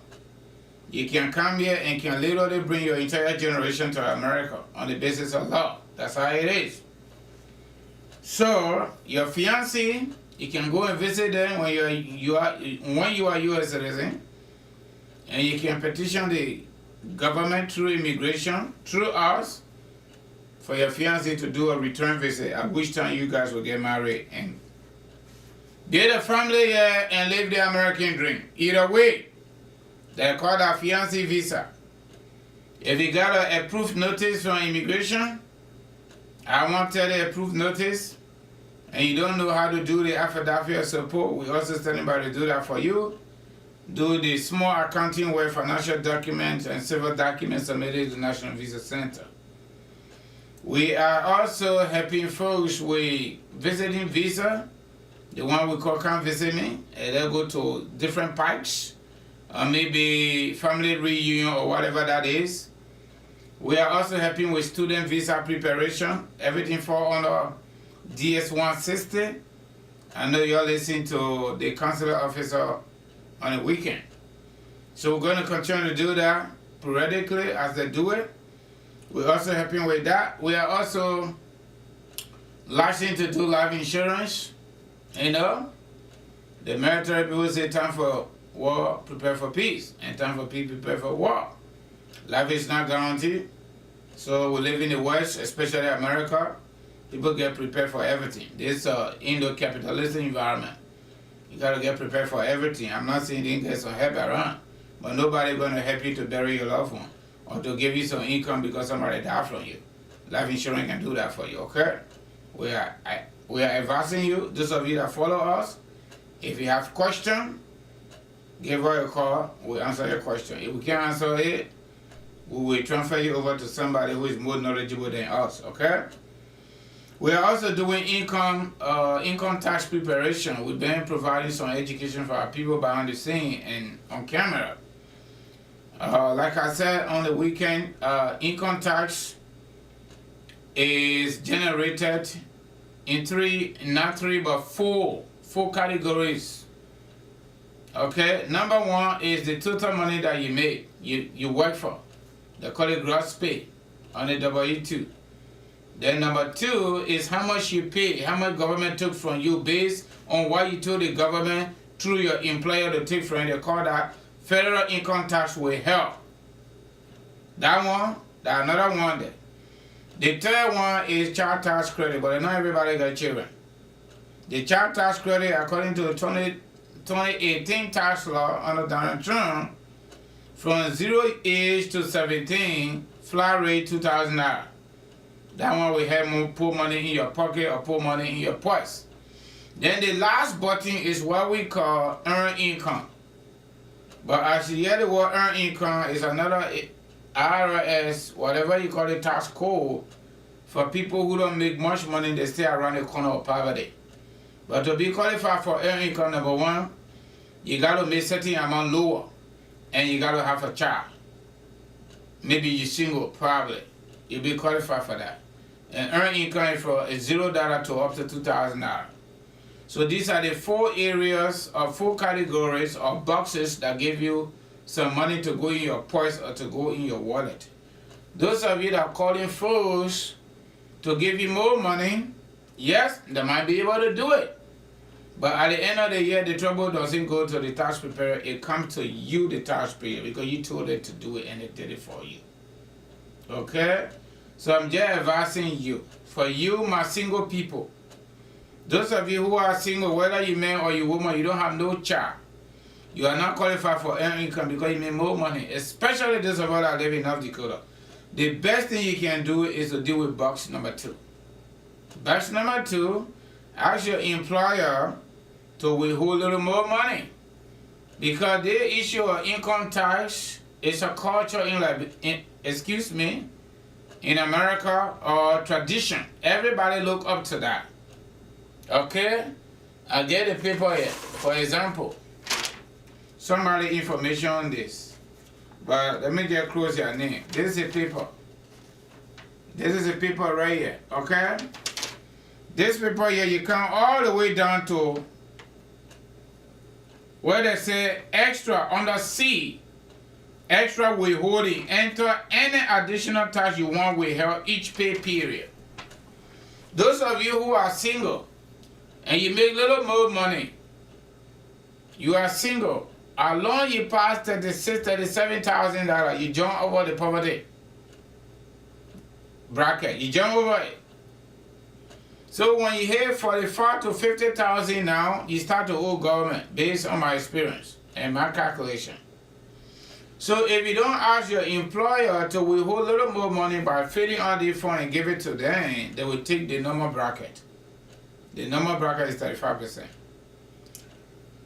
You will owe the government at the end of the year. And most people owe, they are not able to pay right away, and now IRS start to do penalty or interest. You don't want that. And a lot of people agree with me on that. So if you got tough situation, you've been owing IRS, we can work with you to get you out through that means. But any other thing, whatever you know about people can do to do the other way around, I'm not inside that one.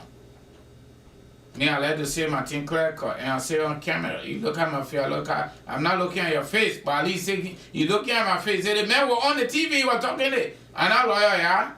I'm not lawyer. Because our agency is not a law firm, we just know what to do. And we're sharing with you. It's good to share knowledge. There are other tax breaks. Okay? There are other deduction loopholes. But we can't get into that business stuff. We're talking about simple tax. Simple tax. What can we do to help you? Especially when you don't have a child. Okay? Those of you that are going to school, you're going to college, at least spend one semester, you could get some money from the government for that. Because they will give you 10 out of 8T, which stands for tuition. If you get mortgage, that's a different story. You see now, this thing is getting wider. I'm not going to that. I'm talking about simple tax. When you get to other one, there are other laws, there are other loopholes or deductions that you can use those in those spreadsheets to work that out. But we are just giving you simple tax information. You transfer from the W-2 and put it into the 1040, and we get result. Okay? Somebody is calling me, but I'm not going to answer them right now. Alright? It is late for that call, that business call. Alright? I'm on my political show. Alright, my people, so that is why it is. So, that's a commercial right there. Our phone numbers are Kangoma Multi-Services Consulting. Our phone numbers are 267-648-8012, 701-330-4693. Our website address is www.kangomaconsulting.com. We are very, very reasonable and affordable with quality outcome. Customer service great. Give us your contract so that we work for you. And get to us whenever you want to get to us, okay? Alright, so far so good. That is it. I'm going to post our agency name and our telephone numbers just so in case you want to call, you can call us and we'll give you details of everything we just talked about. Alright, but in the meantime, I'm going back to this music where I post a number and everybody go to bed. I want to say your thank you plenty. I'm going to recognize you have not forgotten. Those of you that came on tonight. Oh, yep, yeah, that's what we're going to do. I'm going back to this lady.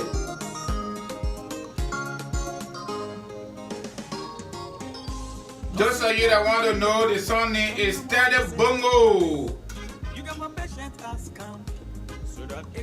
by Sonita. Alright? So folks, let me recognize you guys quickly. Tonight, out of courtesy, we recognize our folks here. We got our first follower. It's my own friend and brother Paul Jabo from Rhode Island right there. Our big brother here, Big Papa. Tanu Jada. We got Kate Carter Johnson. And we got also, who we got here? We got our big mama, Rebecca Toba. We got Sister Masa Rich. We got Tiona. We also got, who we got here? Trocon J.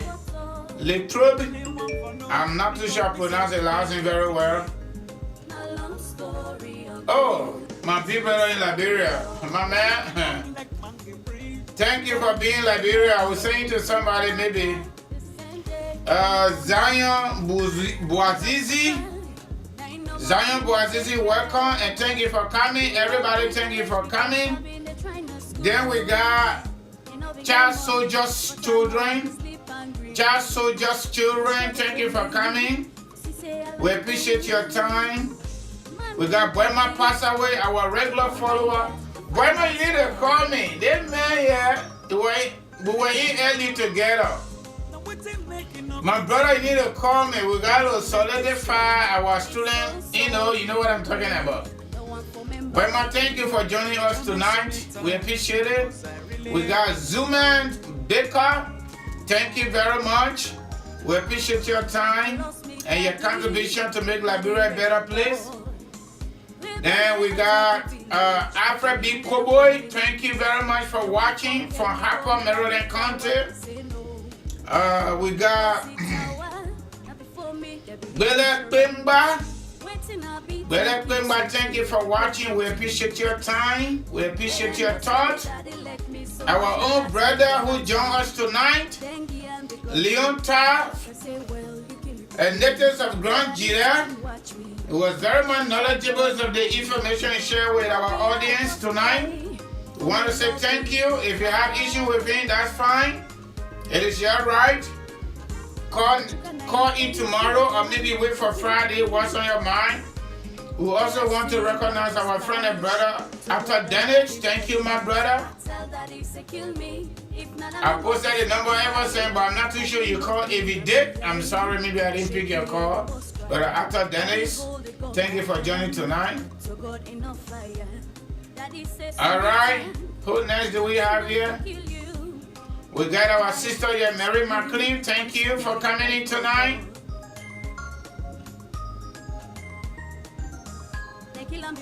All right, who next? So far, so good. Brother Leon, we really appreciate your time, man. That conversation was really nice. It was fabulous. We got Sunday God Gapu. Thank you. Thank you. Sunday God Gapu. Thank you for coming on board.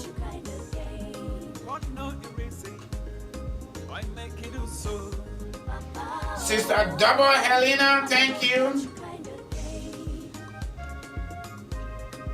This is Chevans Music. Saint Dopo, thank you.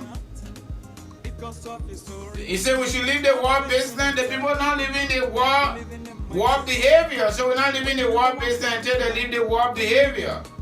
That's why we're not leaving the war business. They need to change, and they're not changing, so you need to advise them. Mr. Dopo, thank you for coming. We appreciate your time. Abraham Bigu, thank you for coming. Trokong Bear, you get Johnny out from Germany. Thank you for coming. Prince Raken, thank you for coming. From Minnesota, thank you to everybody.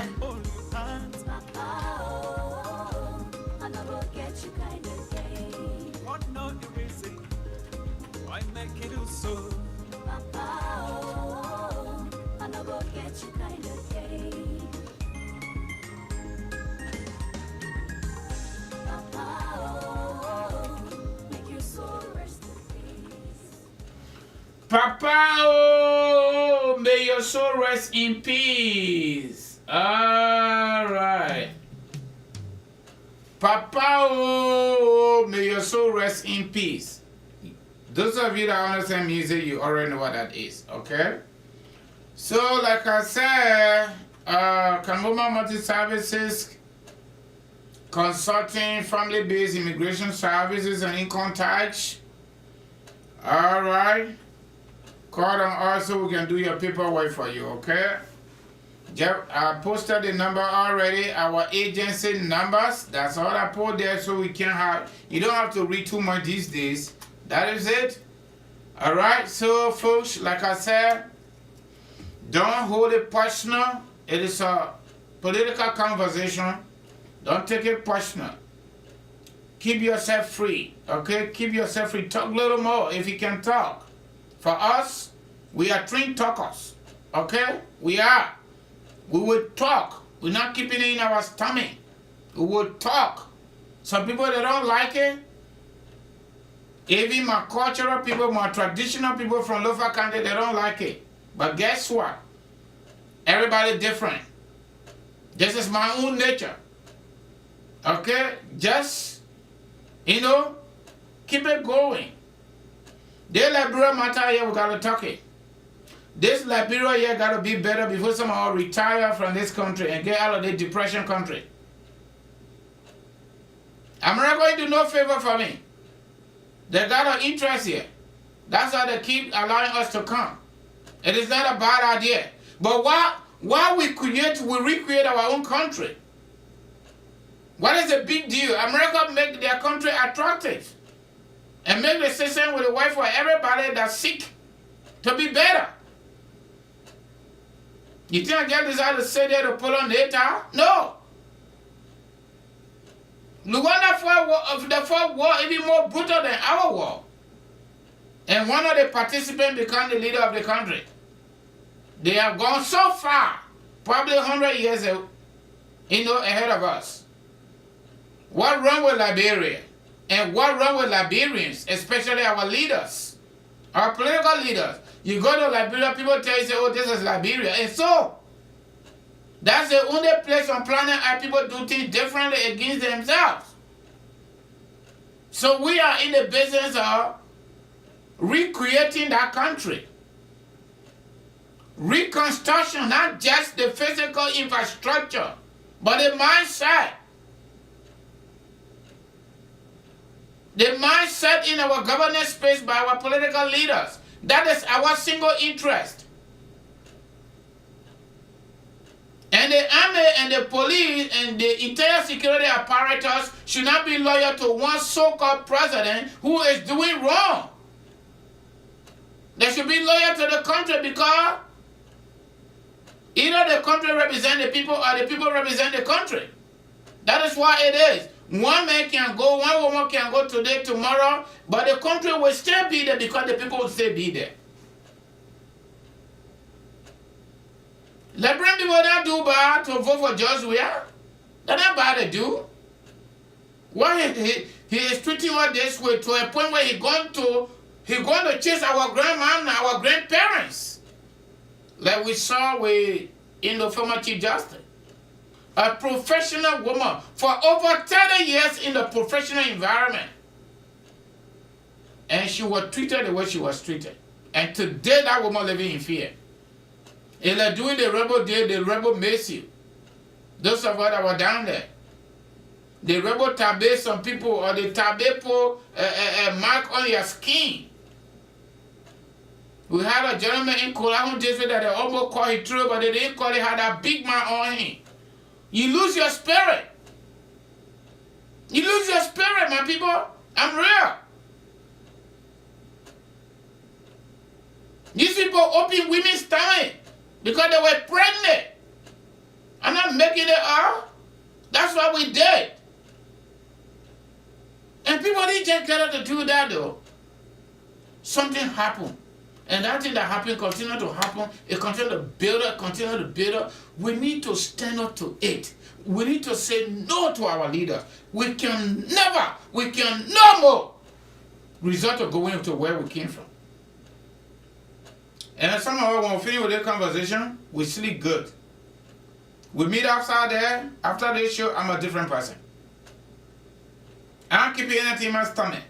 No space there for it. I will talk it. It make you vex. I'm sorry, but I have to say it because it happened. And the very thing that led it to happening is happening again. And that is our frustration. By somebody who come from nowhere. The life of Joshua. Okay? So don't take it personal. And thank God, we had tonight I had 2 crying people from Grand Judah. In fact, altogether 3 from Grand Judah that spoke their mind. And based on my own standard, I think they were objective. They were objective. They spoke their mind. The thing that happened in our country, my people, were terrible. We cannot afford to go back there. We cannot afford to go back there. My mom is 76 years old today. By August, she'll be 77. My master carried in her spirit. I brought her to the country. That's a long story. Because of what happened to her. So that creep on my skin. Okay? People at that level. Then look at Gloria Scott, for example.